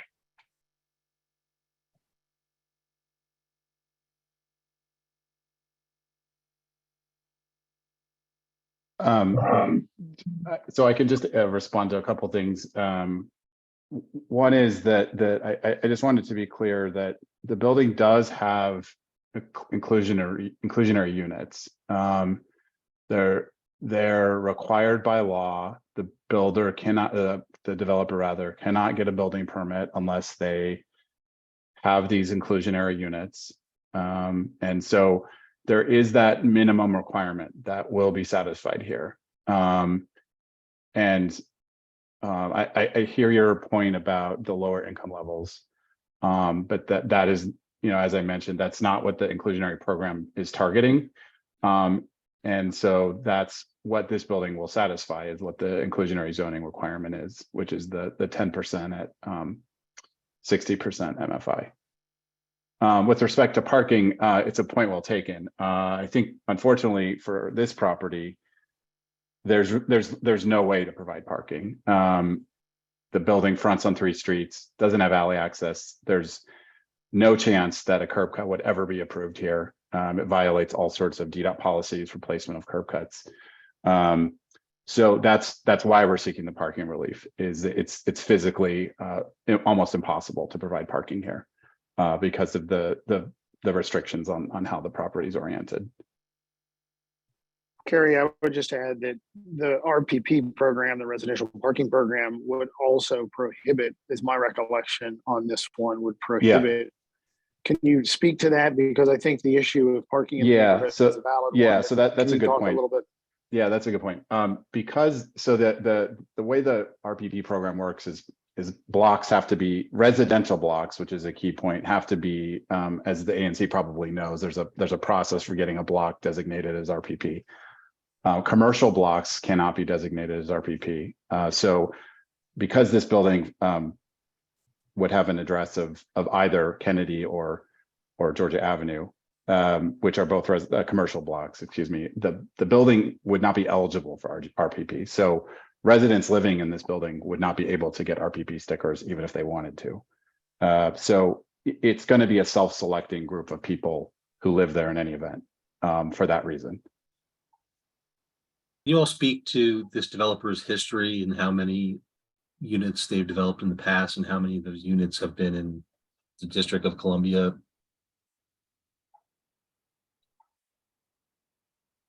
Dave, do you know that? Oh, okay.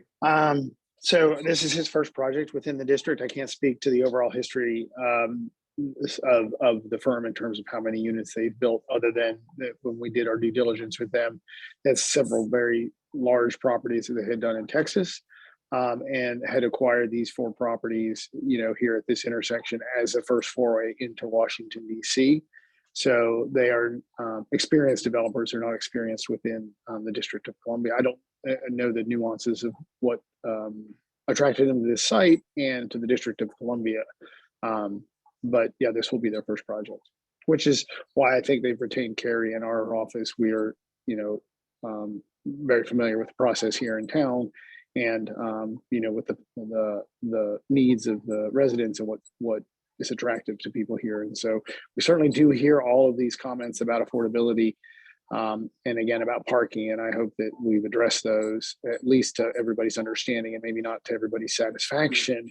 But we're trying to be honest with what we have and what we can do on the site. Sure. Yeah, if I could just add to that, I mean, I agree. I wish David and Carrie would say that, hey, we're going to make the whole unit at 30%, like that would be their response here. But I think Chair Bowser has a resolution later tonight about the Green New Deal, so that's like some improvements in this, and I think we all should focus our energy on the mayor's office to actually change the law, what the law needs to be. I mean, they are going to follow what the law provides. If the law was changed, we would have better outcomes. So personally, I just feel like we should change to focus our energy there a lot as well. And sorry, Ariane, if I cut you off. I saw you had your hand up. No, I missed that. I'm very sorry. No, that's okay. I think it's an excellent point that we're all facing this tension between what the city laws are and what folks are experiencing daily. And you're not the lawmakers, so I think you're just hearing real frustrations from people's lived experiences. The one thing that I will add that's a little bit different from the conversation we've been having on Kennedy Street last year, we had a horrible accident as a result of a storm where there was a project that was in the middle of being developed and constructed. The work was continuing in the middle of a very bad rainstorm. The project caved in while construction workers were on site, leaving one paralyzed. And so this is obviously something that was very concerning to us as residents and as a community. And I bring that up just to say to please be as diligent and as possible with this construction and not take advantage to meet a certain deadline because construction workers' lives are also incredibly important, and as are neighbors who were affected and displaced due to that destruction. So just wanted to flag that, given that the size of this project that's about to take place. Understood, and I think everybody in the building community here in Washington is quite aware of the circumstances of what happened in Kennedy Street. And it's a horrifyingly tragic accident that could have been prevented. When you look at the details of that, I think DCRA, now the Department of Buildings, they are trying to step up enforcement of those kinds of site safety requirements. And so we would do everything we can to encourage the developer to work with reputable builders who are able to pull off a project this magnitude. The IZ program kicks in when you have 9 units or more. So some of these smaller projects that maybe were referred to earlier don't have an IZ requirement. This one will, and it also dictates a developer use a contractor of a certain skill level. And the one that happened on Kennedy Street wasn't, my recollection is it was kind of one of the smaller 2x2s being built by what we commonly refer to as Chuck in the truck versus a more experienced builder. Maybe I'm wrong about those details, but that was my understanding of that, and that it wasn't one of these larger projects, which isn't going to be built by, maybe somebody who doesn't have that level of expertise and experience.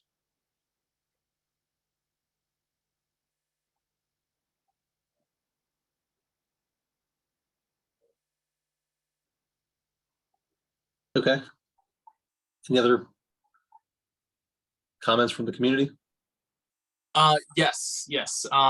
So I apologize because in the brief moments earlier when you were talking about the heritage tree, I inadvertently signed off. So I missed the exact comments you made, but I do appreciate your follow through on that. And a constituent of mine and actually a neighbor on my block is the head of urban forestry for DDOT. So he's like the tree guy. And so he lives in the neighborhood, and he helped me sort of guide me through my questions for him. So yes, please work with urban forestry. And it's I appreciate you looking into it. My other question is, I remember at last month's meeting, you all sort of posed the open question to all of us about what kind of retail we'd like to see potentially. And I did, I maybe tweeted out that question just to get some people's responses. And interestingly, In my district, we had a very long time CVS pharmacy close on the corner of Ingraham and Georgia Ave. And it had been a CVS for like decades and decades and decades. And it unfortunately closed down permanently. And I heard overwhelmingly from a lot of people that, like a pharmacy type store or type business with those types of products would be very helpful in our neighborhood. And so we used to have that CVS there. A lot of people would walk over to it from our neighborhood. That's not there anymore. Where the Dollar Tree is now, that used to be, I believe, a Rite Aid, and that's no longer a pharmacy. So that I don't know if there's enough space there, but I just wanted to throw that out there and see what you all. Well, it's an interesting comment, and you kind of mentioned about the space, and these large chain pharmacies have a certain footprint that they require, and even if we did 100% of the lot as a ground floor retail, we wouldn't be even in their small urban model square footage, unfortunately. But what I'd like to dig a little deeper about is what services of the pharmacy was it specifically that they were interested in? Because as we all know, CVS and Rite Aid now serve any range of purposes. They've become much more evolved. And I don't think the convenience store factor of what the pharmacies offer to communities, maybe that's what folks are looking for. I don't know that is the case.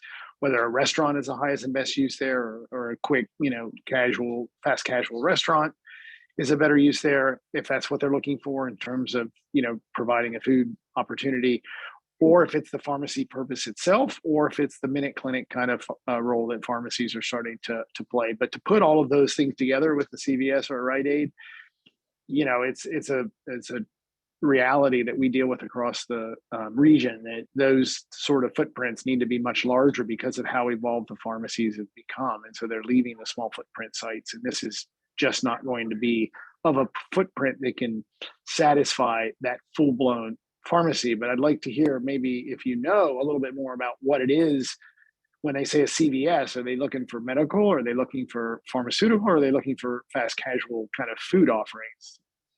Yeah, that's a great question. I mean, I think sort of all of the above, to be honest with you. I mean, and certainly during the pandemic, I mean, like I walked over to that CVS to get my first COVID booster just because it was convenient.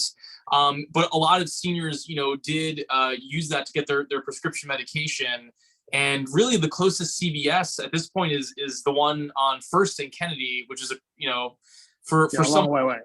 Yeah, for someone who, might not be able to get there easily, that could be an issue for them. But I think also sort of like the other items that were available at that CVS, certainly a lot of people went there because we don't have like a full-blown grocery store in our immediate neighborhood. I mean, we have some corner stores along Kennedy Street, but that CVS, for instance, had like the largest selection of a lot of things that people could just walk over and get that is no longer available in our neighborhood. So. Yeah, I understand. I think, we think retail is a good thing to have on that ground floor. It's just not big enough of a footprint to provide what I think it is.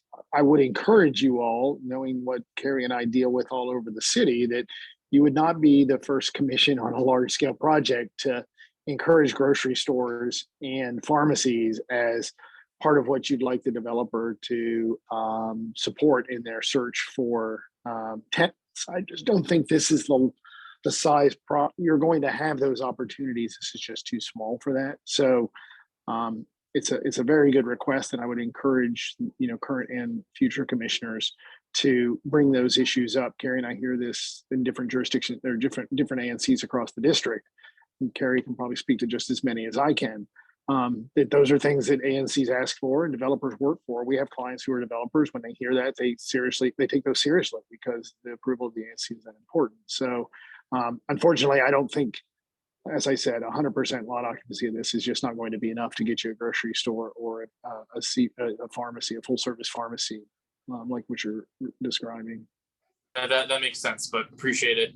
Yeah, I mean, we're certainly happy to pass along the feedback to the extent that the developer, when he is leasing out the retail space, can think about, okay, this is what the community seems to want. And certainly, that's going to help that retail space be more successful. So You know, even if a pharmacy can't go there, maybe there's a certain type of market or something that could fill one of those needs, that would be helpful, and that would kind of work on both ends.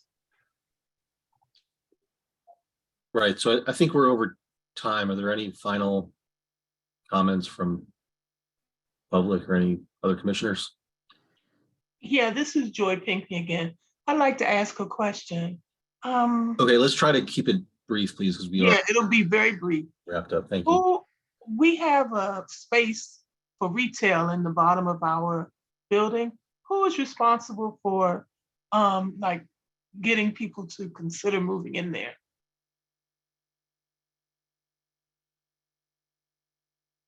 I don't know your building exactly, but typically it's the landlord or the property owner that would lease out the space.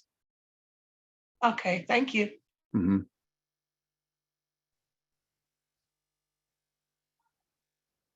A couple of emails to the email there on the sign. I actually walked by there today and thought about it, and those emails have not been responded to. It's kind of unfortunate, that I'm sure you're aware, like the community sought input put on that building too, and there were some commitments from retailers, but unfortunately the city went with another developer, and at the end that the community did not support. So so that was unfortunate that became empty space, and it's still today.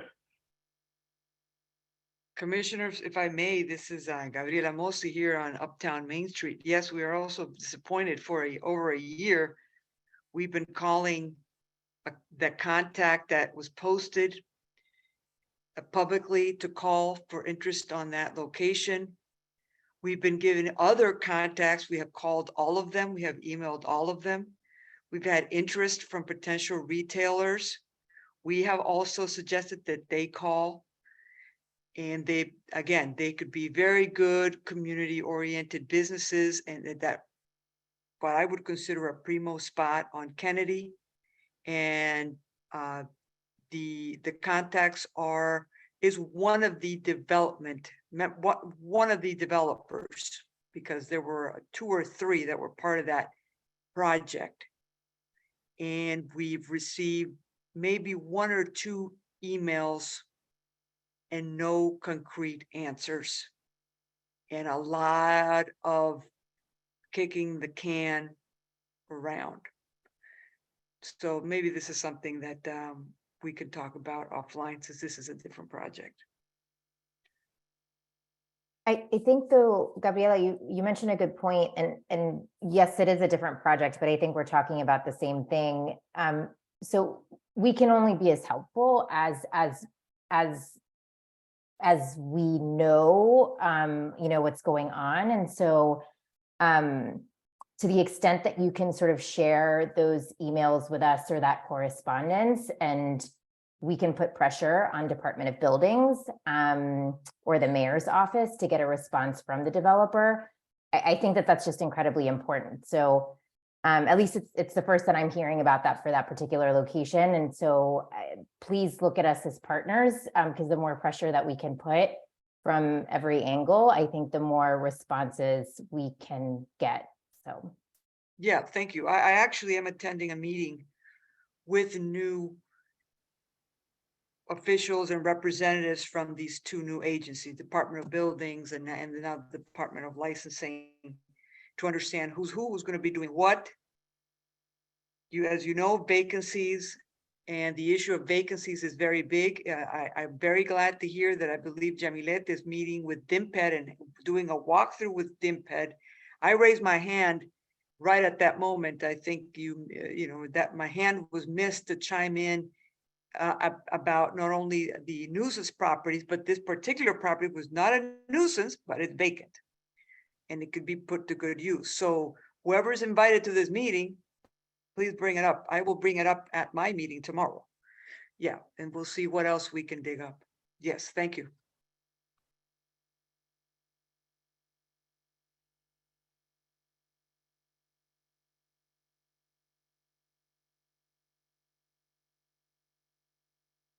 Vice Chair Noble, are we ready for the vote? Yep. Is it me that proposes it, or is it the Commissioner Doucette, okay. So I move to vote on this BZA special exception request for 5433 Georgia Avenue. As discussed, is there a second? I second. Okay, the motion has been seconded. All those in favor, please signify by saying aye. Aye. Aye. Aye. Aye. All opposed? Any abstentions? Okay, it sounds like the ayes have it. Thank you, everyone. We'll move on to our next item of old business, the BZA special exception request for 5316 Kansas Avenue Northwest. That is in Commissioner Bowser, single member district. Hi, everybody. Here. Can you Hi. hear me? Yes, we can hear you. Okay, I'll keep it very short. This is an individual homeowner at 5316 Kansas Avenue in the current SMD 4D02. And it will be in 4D08 beginning in January.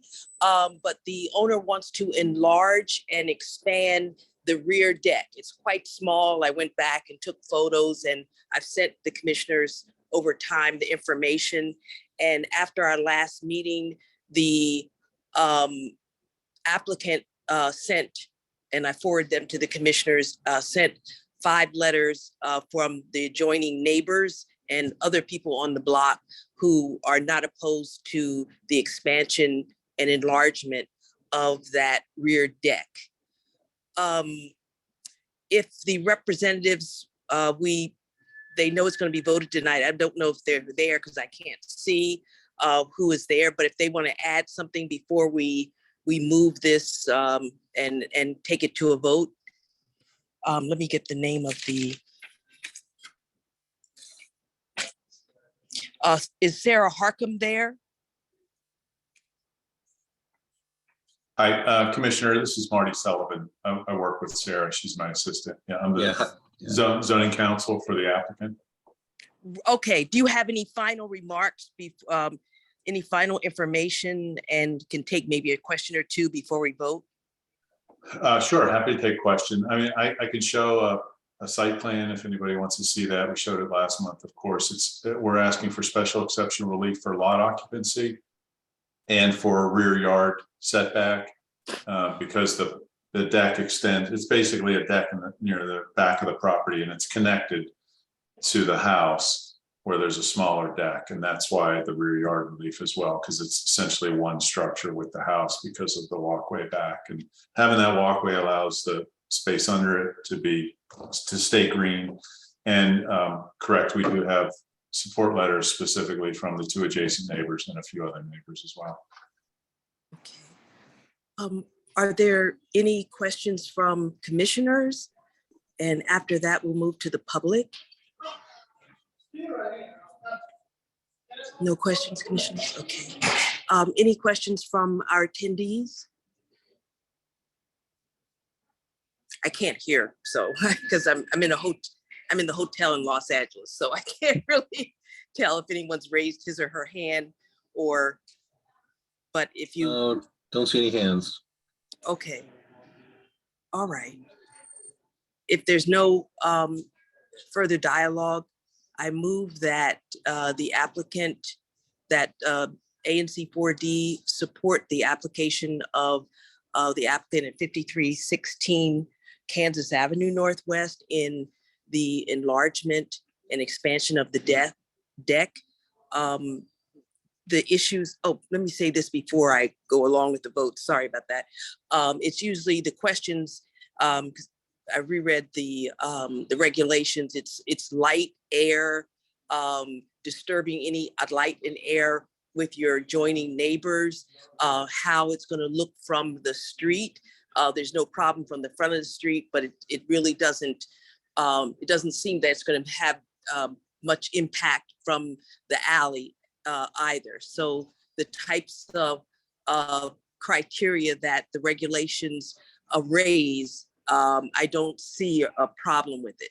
So that's why it's been moved and seconded, and commissioners, if you support ANC 4D supporting the expansion and enlargement of the rear deck at the home of 5316 Kansas Avenue Northwest, please signify by saying aye. Chair Bowser, I don't think anyone seconded it yet. Oh, really? Okay, thank you. I can go ahead and do that though. Okay, I second I it. appreciate that. Thank you. I really.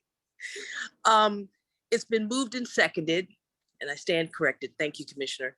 That the application, the BZA application of Joy LeBlanc and Stephanie Cantor at 5316 Kansas Avenue are asking the BZA for an expanded and enlarged rear deck.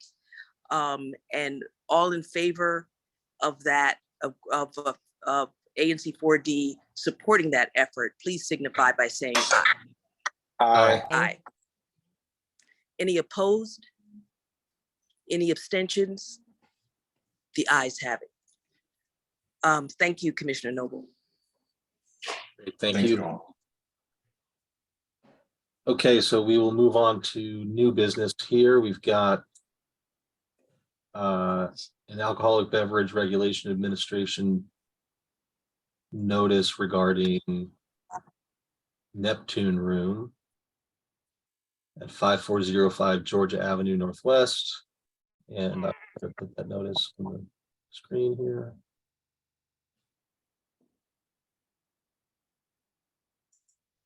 And this is in Commissioner Linjo's single member district. So Commissioner, do you have any comments on this application? Yeah, thank you, Vice Chair Noble. No, sorry, real quick. Yeah, this is Neptune Room, which opened up, I think, a week before the pandemic hit back in 2020. They're renewing their alcoholic beverage license. Their hours of operation is Sunday, 2 p.m. to 2 a.m., Monday, Thursday, 5 p.m. to 2 a.m., Friday, 5 p.m. to 3 a.m., and Saturday, 2 p.m. to 3 a.m. They have different hours, sales and service. It's all on the agenda. And for entertainment, the petition deadline is December 5th. So if anyone has any concerns about this, please let me know ASAP so we can discuss if we should process this petition for this liquor license renewal. That's it.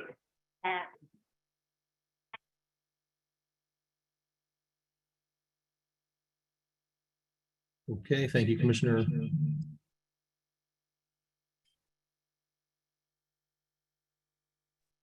Sorry, I've got two computers here going.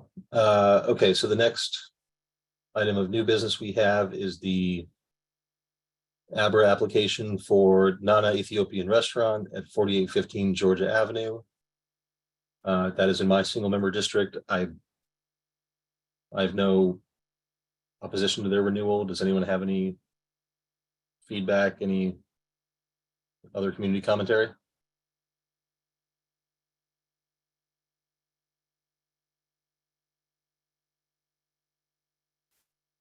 I can post it on the screen if people would like. Okay, hearing none, we can move on to Library Tavern at 5420 3rd Street Northwest.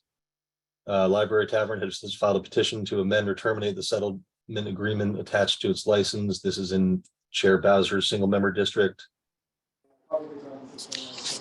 Thank you, Vice Chair. The first notice we got, we thought it was just license renewal. And I asked Ms. Fossbaugh of ABRA some questions, and she sent me an additional part of the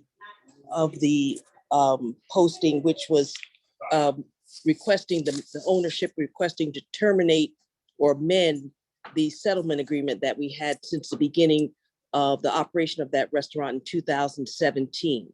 So we invited Mr. Butler, who is the owner manager of the Library Tavern at 5420 3rd Street, to let us know very briefly what changes he's seeking.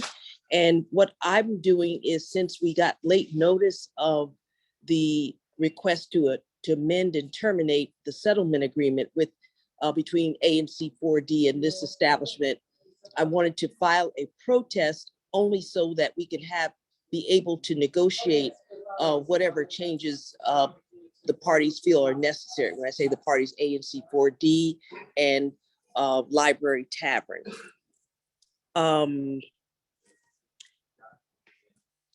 I'll ask Mr. Butler to speak if he's here. Can you hear me? I can, yes. Go ahead, Yeah. sir. So I am here, and Renee and I have spoken about that very briefly. I think it was some discrepancy between what Aubrey did, that the notices went out separately. But I'm not in disagreement with anything that she's doing. I don't think that it's going to be difficult for us to come to an agreement regarding in negotiations regarding this settlement agreement. We've spoken about this in the past, and there's a couple of changes on my end that are requesting. There's also some odd things in the agreement that were probably put in there by mistake. And so this is an opportunity to just kind of clear some things up. But I'm not opposed to, I understand the need to file a protest because of the timing, because I already not let Ms. Bowser know about the request in time. And so I think we just need to meet and sit down and come to an agreement. And I don't think this could be a big problem with that. Okay, all right, I appreciate that, sir. Vice Chair Noble, do you want me to read the letter, or do you think it's even necessary? It's really kind of just citing the provisions of the regulations involving ABRA with regard to the general statements with regard to, because Mr. Butler is seeking to, the settlement agreement that's been in effect since 2017 limits entertainment to occasional parties. Right. No definition of what occasional is, but when occasional is not every Friday or every Saturday.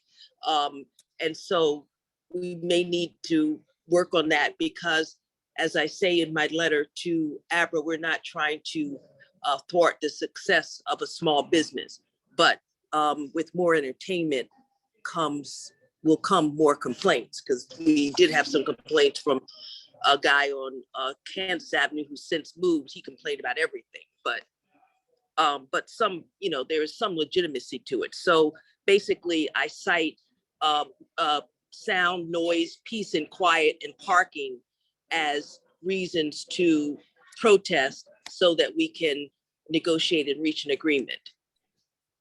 And is it necessary?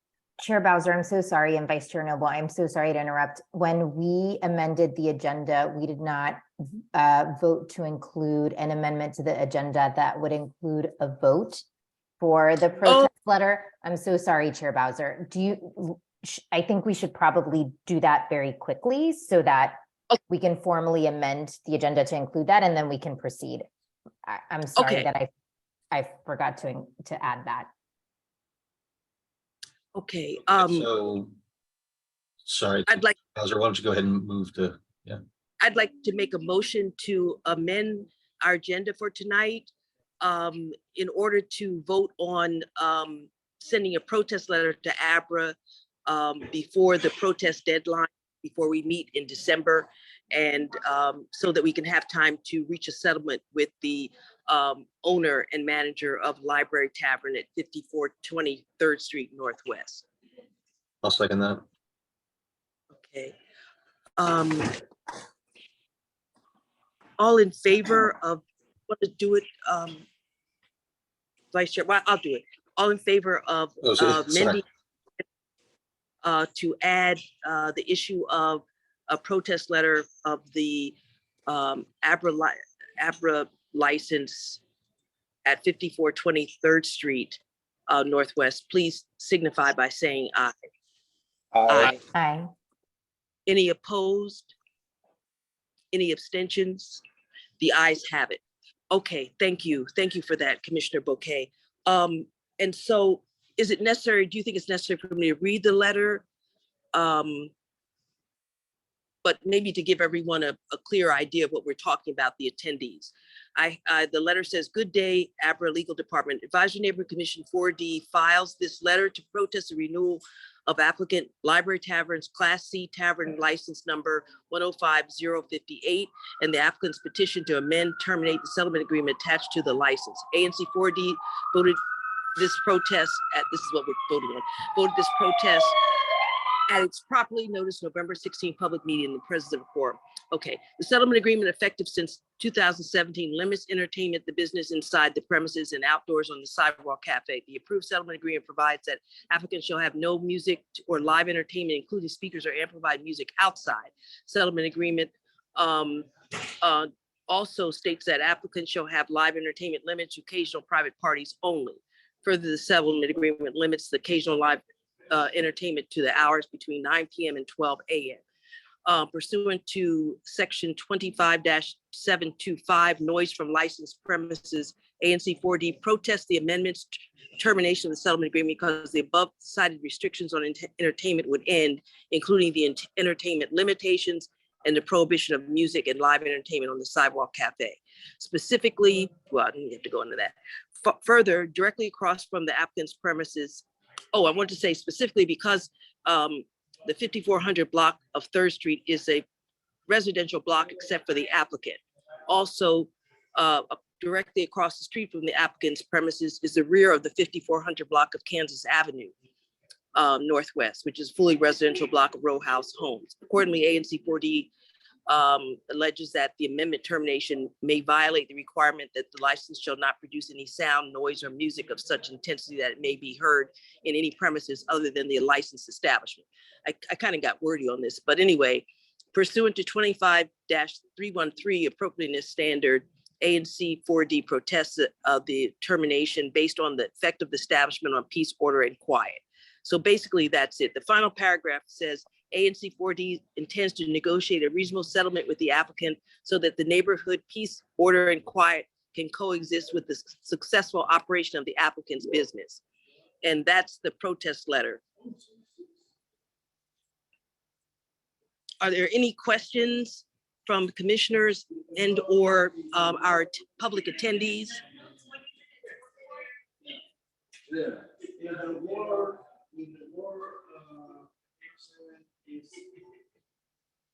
Doesn't sound like it. I don't know if you can hear me because I'm. Are there any questions I might answer? No, we can hear you, Commissioner. Thank you. Okay. I think we're good. So would you like to make a motion to?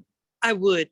I moved that ANC 4D vote to protest the application and of renewal and amendment and termination of the settlement agreement that goes with the application so that we can negotiate a settlement prior to the hearing date. I second that. Okay. All in favor, please signify by saying aye. Aye. Any Aye. opposed? Any opposed? Any abstentions? The ayes have it. Thank you.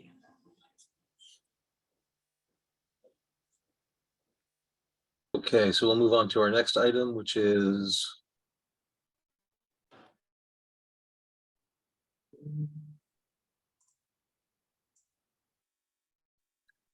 the application for an ABRA license renewal for Shellfish at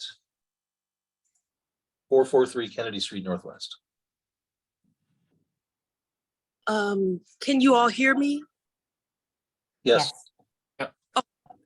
I called, I was wondering why they even gave us a notice of that.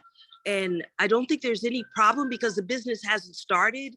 The owner and manager of the business came to talk to us about the seafood restaurant that is expected to open at the corner of 5th and Kennedy Streets Northwest.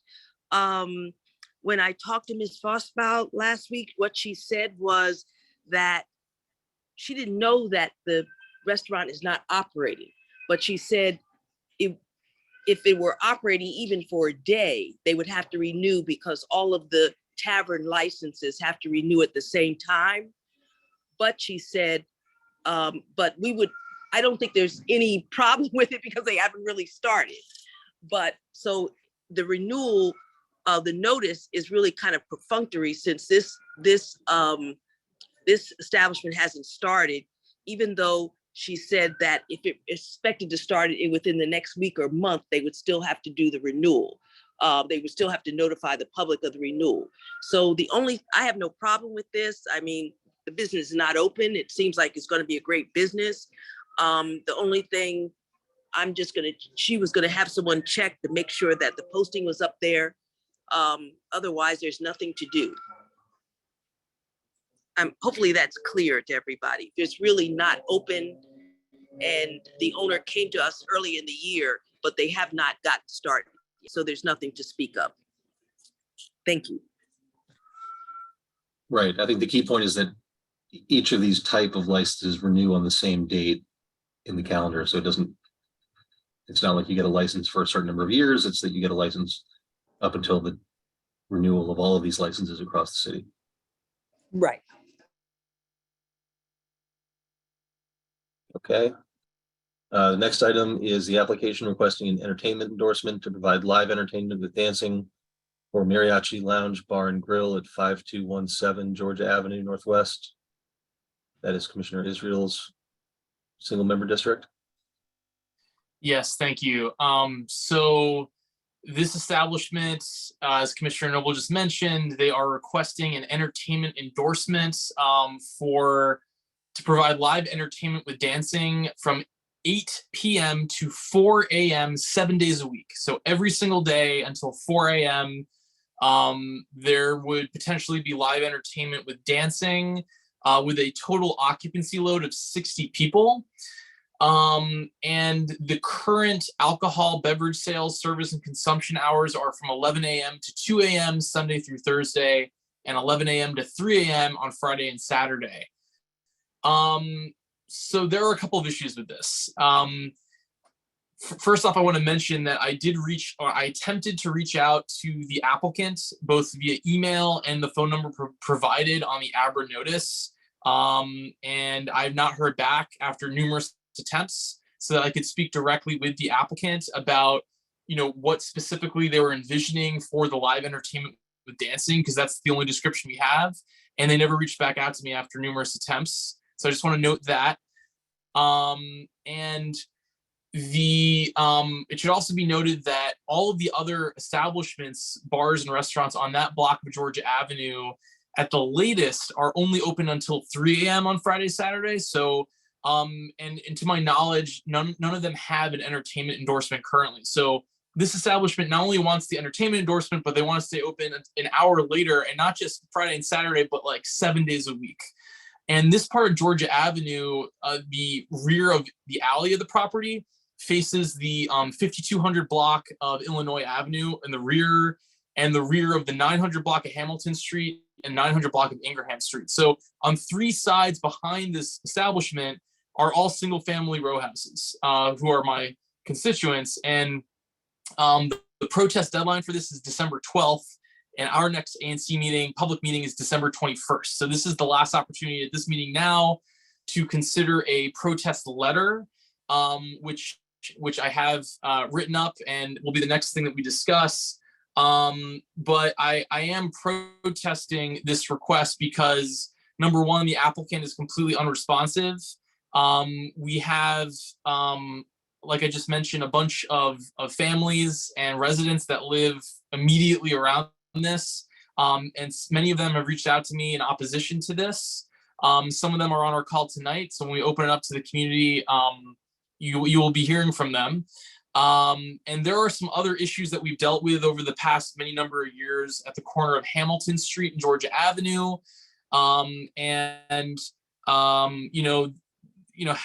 it live entertainment with dancing until 4 a.m. 7 days a week may exacerbate existing problems, but really it's more of a lack of communication from the applicant and just how late into the night it is. In terms of potential noise issues, that late into the night, every single night of the week is problematic. And so, launching a protest of this would allow ANC 4D to have the opportunity to enter a settlement agreement with the applicant potentially. But if we don't do this protest, if we don't move forward on it, then we lose that leverage. And so I will leave it at that. And, Commissioner Noble, I don't know, well, take any questions from fellow commissioners, and then if we could open up to the community for any comments. Just as a procedural matter, are we voting on opposing the application and then voting on your resolution? Are we voting on just the resolution? What? Yeah, so sorry. So on the agenda, I had 3 minutes just to talk about the ABRA application. So I'm done with that. And now the next agenda item is the actual letter, the protest letter. So now we're on that, where we had 10 minutes allocated, but I think encapsulated the rationale for the protest of the letter. And yeah, and so I don't know if at this point, should I make a motion to consider the protest letter? Right, so I've posted that on the screen. My only comments would be that as we move forward with a settlement agreement or negotiations around a settlement agreement, I think it's appropriate to hold the organization. I don't disagree with any comments that you've made. I think we can just hold them to the same standard that we hold other commercial establishments on that block too. So if they want to stay open late on a Friday and Saturday, I think that's okay. I think we would basically ask them to modify their application request or enter into a settlement agreement that's consistent with what we ask other businesses on the block to do. Are we in the discussion phase? Yeah, so I guess I think sorry. so I'm looking for us to consider the protest letter. I'll second that. So now I think we've officially entered the the commentary. What I said before, those are my comments.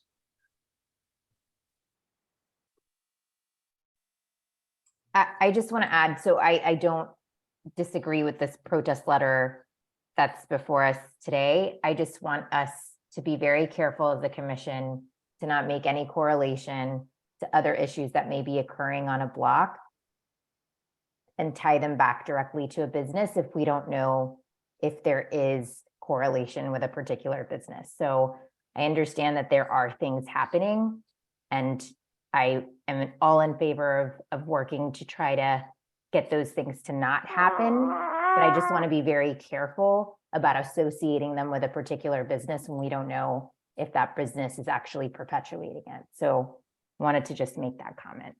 Yeah, sorry, can I actually clarify? That did not make it into the letter, right? That's what you just talked about? No. I just want to make that clear before we vote on this. That's correct, Commissioner Okay, Lynch. good, thank you. Additional context, but yes, you're correct. It's not mentioned that in the letter.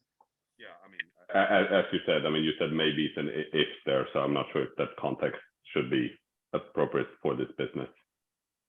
Yeah, I don't know if you can hear me with the comments of Commissioner Bouquet and Linjo.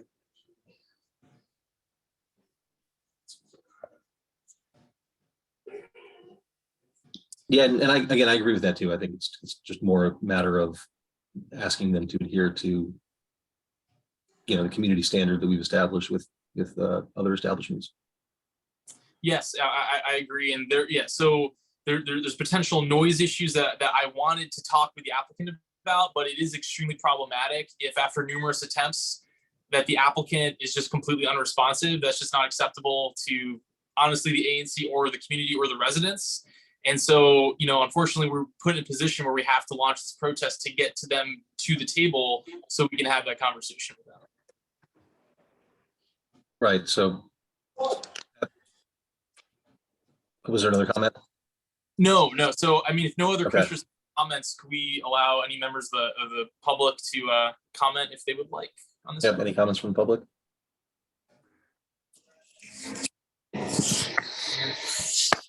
Yeah, I would like to, well, I don't know, I'm sorry, I have my camera on, I'm sorry. So I would like to thank Zach for his inclusive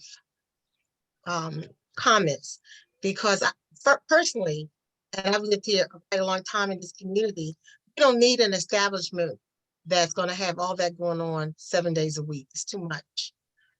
We've worked very hard with our ANCs to clean up some things and get some things done and have hours that are family oriented for our families and our young children that live here. So I go along with everything that was stated by ANC Zachary. Also, my name is Annie Wallace, and I'm right on the block where all the happenings is. And I think it's unfair to us as neighbors to allow these people to come in with and be open to those hours of the morning. And we do have to go to work. Some of us do have to go to work. And not only that, they have no place for the customers to park, which means they're parking in our neighborhood. Then when the place is closed down, they get out of the cars, go to the cars, talking loud, blasting the music, and sit in the cars for at least another half hour, 45 minutes. And I just don't think it's fair to the neighbors to have to go through that. We've had this to happen before.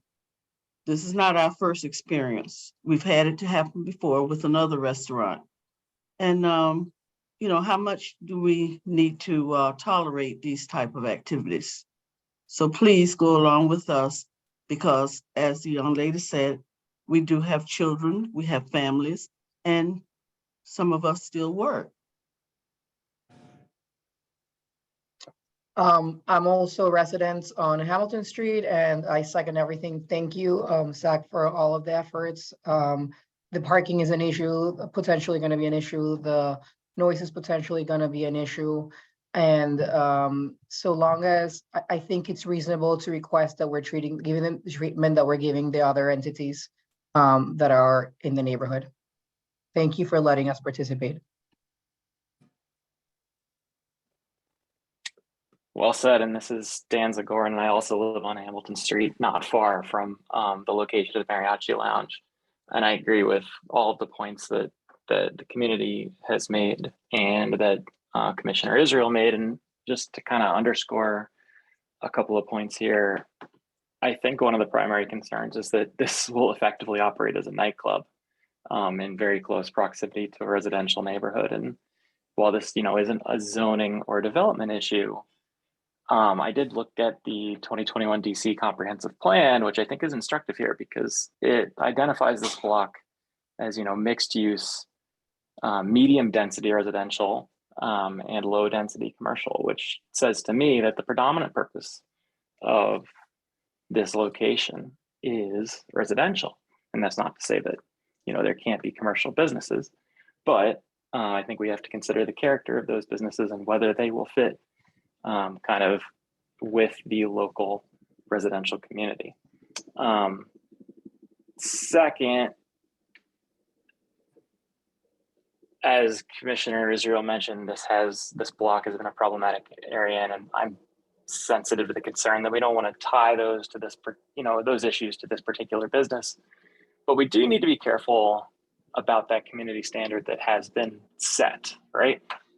If this application, which is effectively an expansion of the hours and types of activities that are permitted on this block is, granted, then that might encourage other businesses to do the same, to seek, expansions of their applications, or new businesses that come in might seek, an expansion as well to this new standard. And third, I find it very concerning that the applicant declined the opportunity to, participate and explain its vision. That says to me that they're not willing to work with the local community. So, thank you so much for taking this up and allowing us to speak. Thank you all. Is there anyone else still? Okay. Yep, very good. So I think we can vote on the resolution. Sure, here. and Commissioner Noble, just following what Chair Bowser did earlier, I'll just read through the letter like really quickly, just to make sure we're all clear about what it is that we're voting on. Sure. To whom it may concern, at its regular meeting on November 16th, 2022, Advisory Neighborhood Commission 4D consider the above referenced matter, which is ABRA-122495 Mariachi Lounge Bar and Grill, 5217 Georgia Ave Northwest, to file this letter in protest to that, requesting an entertainment endorsement to provide live entertainment with dancing. The hours of live entertainment requested would be from 8 p.m. to 4 a.m., 7 days a week, Sunday through Saturday, with a total occupancy load of 60. The hours of alcoholic beverage sales, service, and consumption are from 11 a.m. to 2 a.m., Sunday through Thursday, and 11 a.m. to 3 a.m. on Friday and Saturday. It should also be noted that all nearby establishments located on the 5200 block of Georgia Avenue Northwest are only open until 3 a.m. at the latest. After numerous neighbors provided comments and input, we filed this protest because of the effect of this establishment on peace, order, and quiet, including the noise and litter provisions set forth in 25-725 and 25-726. The commission designates the following commissioner and commissioners-elect as representatives of the protest group in all ABRA hearings once granted standing: 4004 Commissioner Zachary Israel, 4003 Commissioner-elect Carson Lucarelli, and 4004 Commissioner-elect Chrysanthi Cornutis. Okay. All those in favor of the proposed resolution, please signify by saying. Has it been seconded? I missed that. It was seconded, right? I think you were in the discussion phase, yeah. Okay. All those Go in ahead, favor, sorry. please signify by saying aye.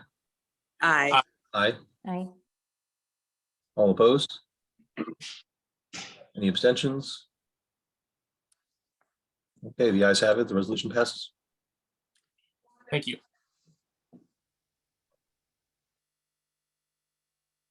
Great. So then we move on to Chair Bowser's resolution regarding a Green New Deal for Housing Amendment Act of 2022. Okay.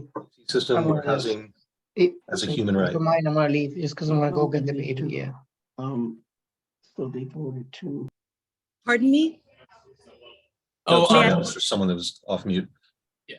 May I start? Sure, go ahead, Chair. Okay. Hi, everybody again. This concerns Bill B-240802. This is a bill that is proposed by our council member, Louis George, Ward 4 council member. And I'm very proud to say that it was ANC, it was Empower DC that I'm a member of that got the social housing into the DC comprehensive plan in 2021. And this bill, as we heard the developers say, development costs are high, and the developers basically, they're not in the business of housing people. The main business is it's a business of profit. And so we drafted this resolution to support Bill 240802, which would basically remove the profit motive from housing and treat housing as a human right. And what it would do, it's modeled on the social housing in Vienna, Austria, where most of the housing in the entire city is housing built and maintained by the city. And the rents from that go back into the maintenance and construction of additional housing units. They build even 10,000 units a year to house people because they remove the profit motive.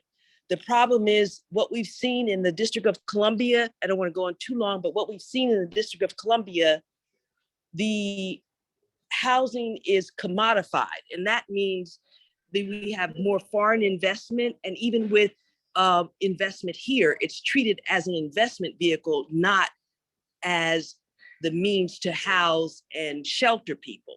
And that makes it go up.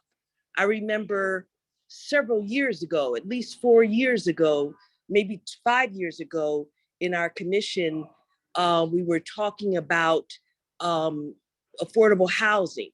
And someone jumped up and said, oh, the more housing you have, the cheaper it's going to be. But that hasn't come to pass in the District of Columbia, where a one-bedroom apartment is nearly $2,000 and two bedrooms are even more expensive. And so because it's really an investment, it's an economic tool, it's not for shelter of people. So the whole thing with social housing is in Vienna, they have a public funding method that actually the employers share in, workers share in, employers share in. So people of various income levels all live together. Very low income, middle income, and higher income. And they kind of cross-fertilize the housing so that everyone can afford to live in housing. And Vienna has been voted for many years the best living conditions in Europe, one of the best cities in the world.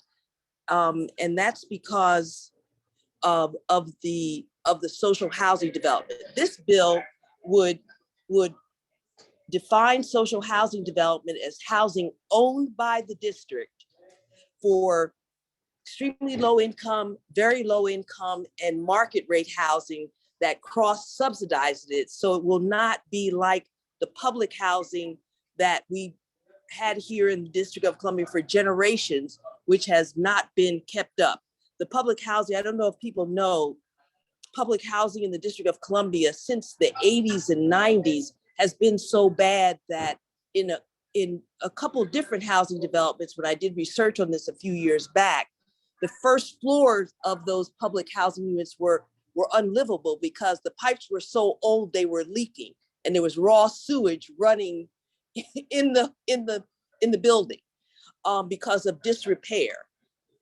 The goal of the social housing is to have people of different incomes. If you're poor, you pay your 30%. Someone that makes more money pays his 30%. And if someone is a lawyer, they can pay their 30%, and that can ensure that the housing is maintained and new social housing can be built. And so this is the proposal that the council member has come up with in consultation with certain organizations. And again, I'm proud to say one is Empower DC, with people that worked with Washington Coalition for the Homeless, and trying to make sure that everyone can afford to live in this city. And I'll read what I don't want to take too much time because I know we're close to 9 o'clock, but two of the things I want to say is that I explained what the commodification of housing is. It's really when the economics of the housing and the investment of the housing is more important than the shelter that a housing can provide. This tries to reverse that. And this bill would do away with the DC government's ghettoization of public housing by requiring social housing developments to include 1/3 of the units for extremely low income households, 1/3 for very low income households, and 1/3 at rates necessary to achieve cross subsidization to the extent practicable. And also this housing, unlike public housing, because this would be owned and maintained by the district too, but unlike public housing, this housing will require that the district follow through on what the comprehensive plan says, which is the whole neighborhood approach that requires the planning and new construction of housing be accompanied by concurrent planning and programs to improve neighborhood services. And that means schools, job training, childcare, services for older adults, food access, park, libraries, community gardens, open spaces, healthcare facilities, police and fire facilities. And this is from the comprehensive plan, and the Green New Deal for housing adopts that policy. And so I'll just read very quickly the resolves. DC Council, now therefore be it resolved that ANC 4D urges DC Council to enact Bill 240802, the Green New Bill for Housing Amendment Act of 2022. DC Council, the ANC urges DC Council to provide dedicated funding sources for social housing development. DC Council must ensure that a substantial portion of the Housing Production Trust Fund monies are set aside for use by Social Housing Development Fund to build social housing developments. And the reason why we're saying that is because what happens now is we give most of the money from the Housing Production Trust Fund to developers. And what we have to show for it is very little housing development and production. DC Council must allocate specific percentages of the funds from federal grants and loans and local grants and loans apart from the Housing Production Trust Fund to build social housing developments. And DC Council needs to create an independent funding source for social housing development. DC Council should develop a public property and housing needs master plan. As we know, in District of Columbia, we have a libraries master plan, we have a schools facilities master plan. We need a master plan for housing and public property so that we know what are the needs throughout the city and where in the city the need is, and that we can fulfill that need. The ANC urges DC Council to amend the surplus and disposition process. That's when the city gives away public land, sells public lands to developers, because the process so far has been that it says that the district is supposed to hold a community meeting and a council meeting before the city chooses a developer. But what has been happening, as an example I have in the resolution, is many times DEMPED, the Deputy Mayor for Planning and Economic Development, has already chosen a developer and already working on a land disposition agreement with the developer even before they get the community input. And so we're saying that should not happen. And when it does happen, that the land disposition agreement should be voided when those procedures aren't followed. DC Council, we asked DC Council to amend Bill B240802 by signing the Social Housing Development Fund land management responsibilities. And this is the same point, that now DEMPED, Deputy Mayor for Planning and Economic Development, they manage the land for the District of Columbia. And the facts are that they have not adhered to the process in the land disposition statute. DC Council to maintain public control of housing developments and enact requirements for necessary redevelopment and maintenance, and prevent DC Housing Authority from selling off public housing developments to private developers. And that's happened over the years with the public housing developments. And just one example is with Arthur Caper Carrollsburg, it was supposed to be mixed income with private development and to restore the same number of public housing units. Well, even as we speak, over 20 years later, we've had a lot of private development out of that Hope 6 grant, but they still have not restored the 707 public housing units. So we, if we're really going to really tackle the problem, we see from early, not to cast aspersions on the developer, because I voted for that development at 542733 Georgia Avenue, but it's not going to be done by private developers. We're not going to have housing, even if you make $80,000 or $100,000, you're going to be paying well more than 30%. And that's why I believe we should support the Green New Deal for housing introduced by Councilmember Louis George. Any questions from commissioners and the public? Just point of clarification, do we make a motion yet to consider the resolution? Oh yeah, I need to make my motion. I move that ANC 4D vote in support of the resolution supporting Green New Deal for Housing Amendment Act of 2022 to build a system where housing is a human right. I second that. Oh, who seconded? Commissioner Israel seconded it. Oh, thank you very much for that. It's been moved and seconded. Are there now any comments from commissioners and or the public? Yes, Chair Bowser, I have a comment. So, I support this legislation. I am very happy that our commission is considering your resolution. Thank you for drafting it.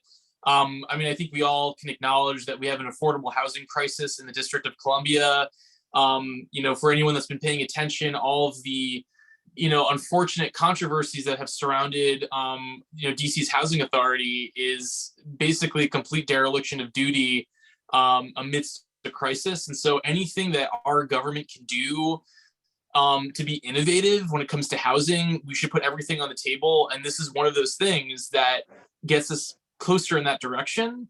And look, it's gonna, even if this became law, you know, the district government will have to fund it. And that's a whole separate thing. And we do call for a dedicated stream of funding for this in our resolution. But anyway, I just wanted to offer those thoughts and, you know, hope my colleagues support this resolution. Thank you. Commissioners, any other comments? Yeah, I'll go ahead. I mean, you know, there's a lot in this resolution. There's of course a lot in this Green New Deal for housing bill. And thank you, Commissioner, for drawing attention to these issues and proposing this resolution. And you know, even though I have to be careful about things that have a lot of complexity to them, I think I'm inclined to support your resolution because I agree with the basic tenor of what you're proposing here. I certainly agree that it's a huge concern when the district government does not divest of or dispose of public assets in a way that's economically appropriate or that might not be at a market rate. I think that's probably because they don't know what they're doing. And to that point, I also have concerns about putting government entities in charge of operations of other types of public housing. So I have a lot of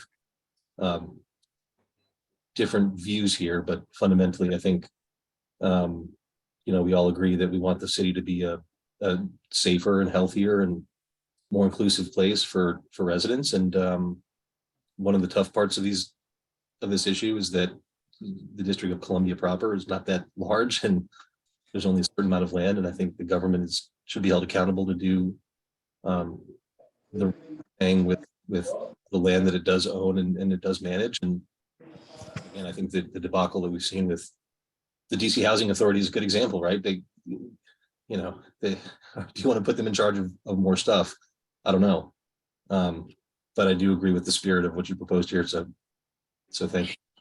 Yeah, it wouldn't be the DC Housing Authority in charge of it. There would be a separate social housing development that would be comprised of not some government people, some nonprofit developers, you know, so it's going to be more, it's going to be broader, and hopefully it'll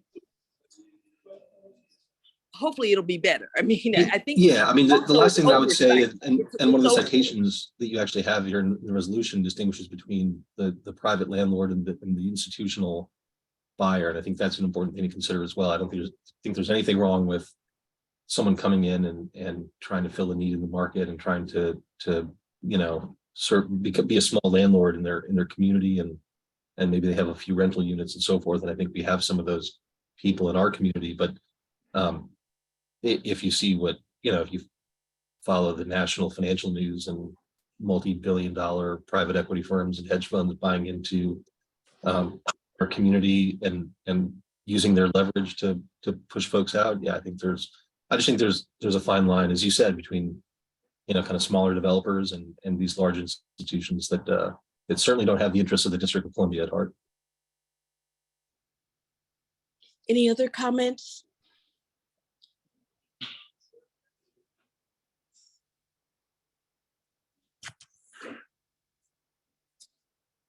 I don't hear any, but it's kind of loud here. Vice Chair Noble, are there any Yeah, I other think hearing none, we can vote on the. Okay. It's been moved and seconded that ANC 4D pass a resolution supporting the Green New Deal for Housing Amendment Act of 2022, Bill 24B240802, to build a system where housing is a human right. All in favor, please signify by saying aye. Aye. Aye. Any opposed? Any abstentions? The ayes have it. Thank you very much. Great, thank you, Chair Bowser. Okay, so I think the last thing on the agenda is my resolution regarding the reformed criminal code.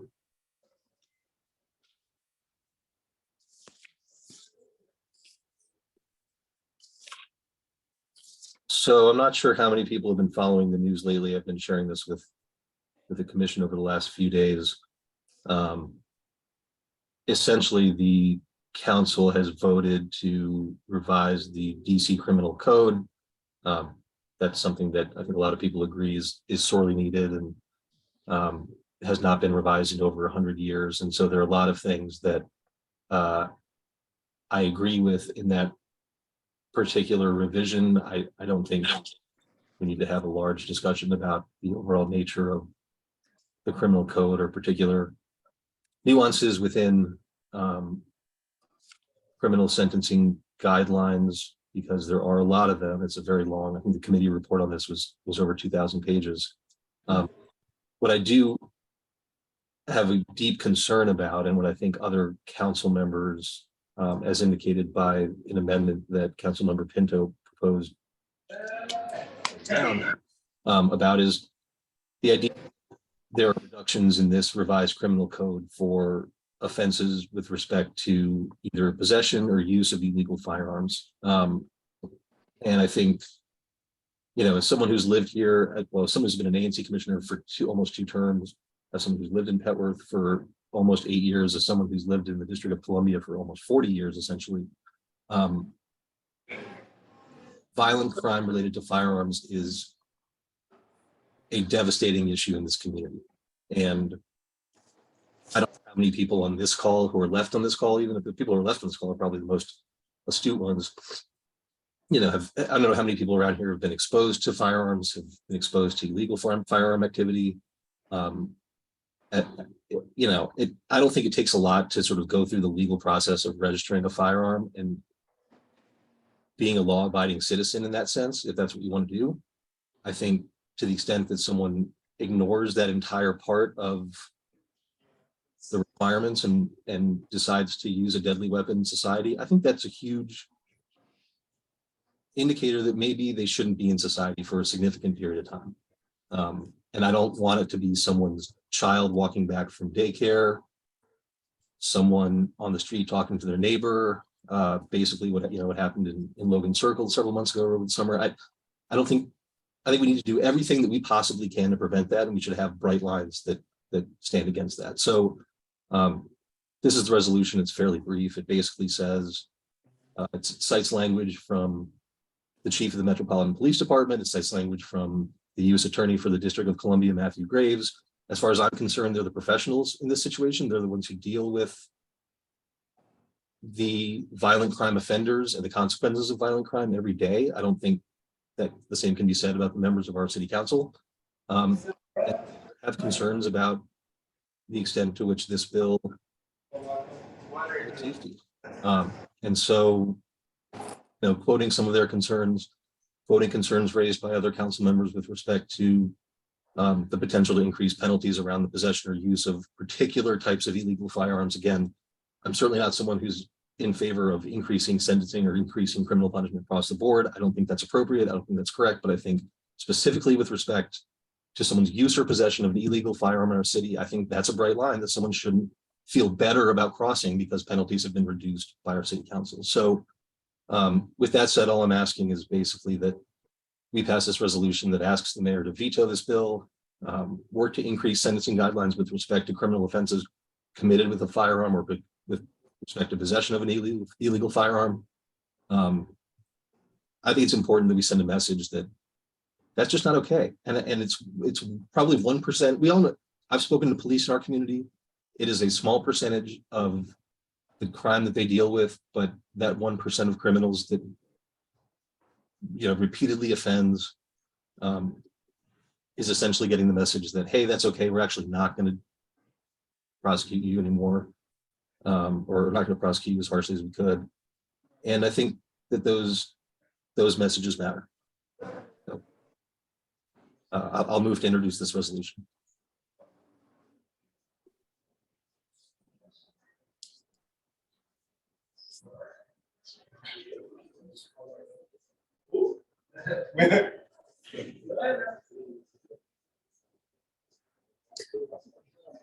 I guess there's no second.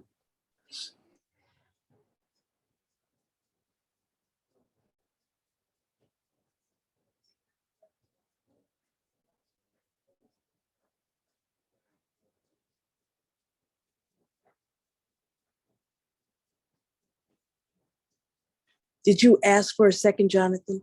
Yeah, sorry, is there a second? I'll move to introduce this resolution. Is there a second to this resolution?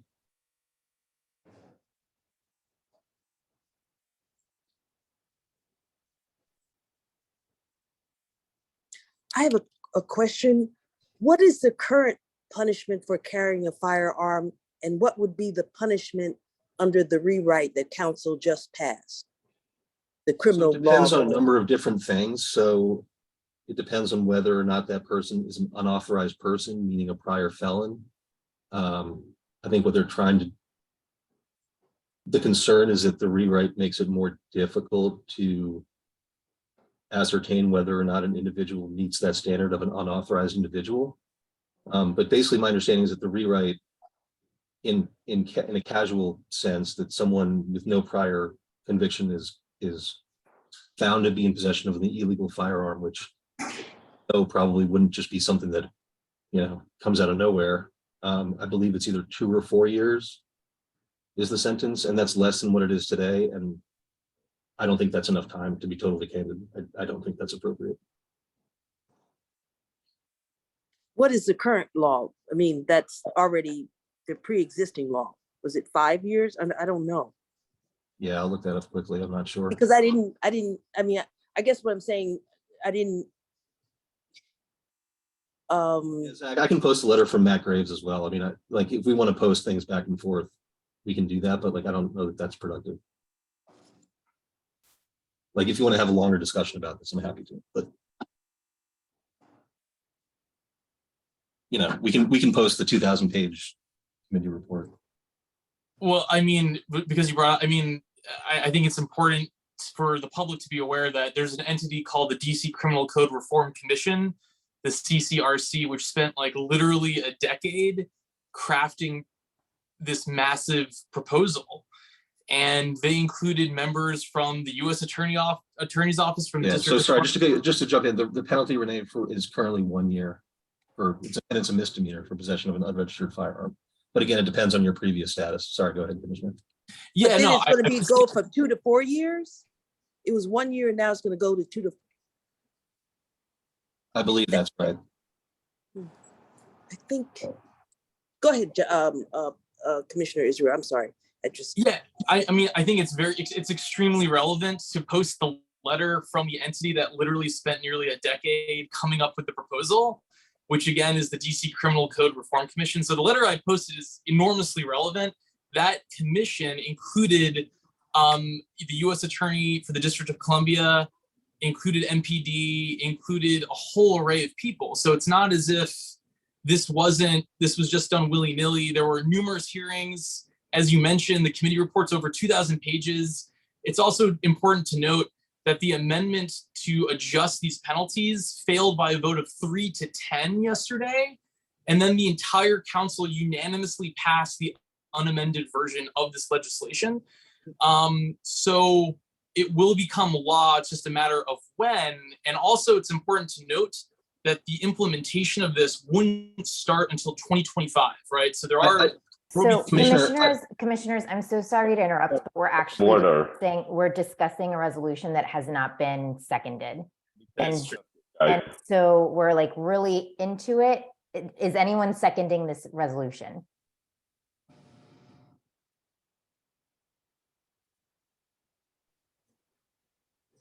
Okay, we can move on. Okay.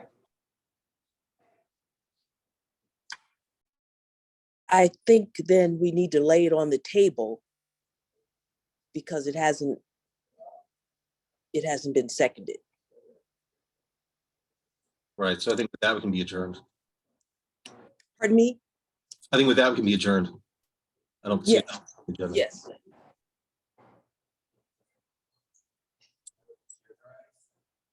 Thank you, everyone. Have a good evening.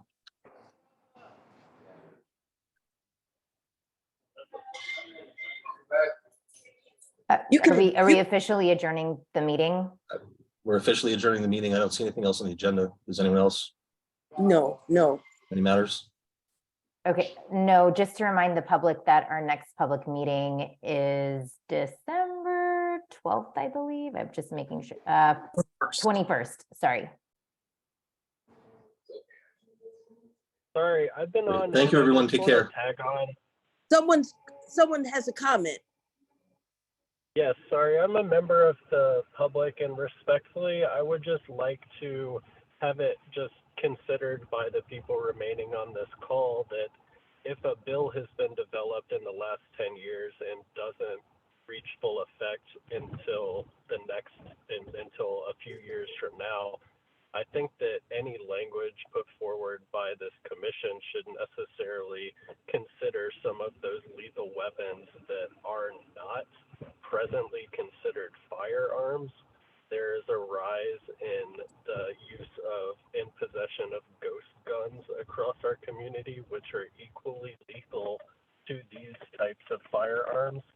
And I think that it is worth the committee considering some expansion of the language to consider lethal weapons that are produced by effectively 3D printing designs, which may not be considered guns at this point. And I'd say that just from a place of respect. I live sometimes in fear within the 4th District, and that is purely because there are people around who equally may be an unauthorized person, but may be in possession of something that is not considered a firearm at this point.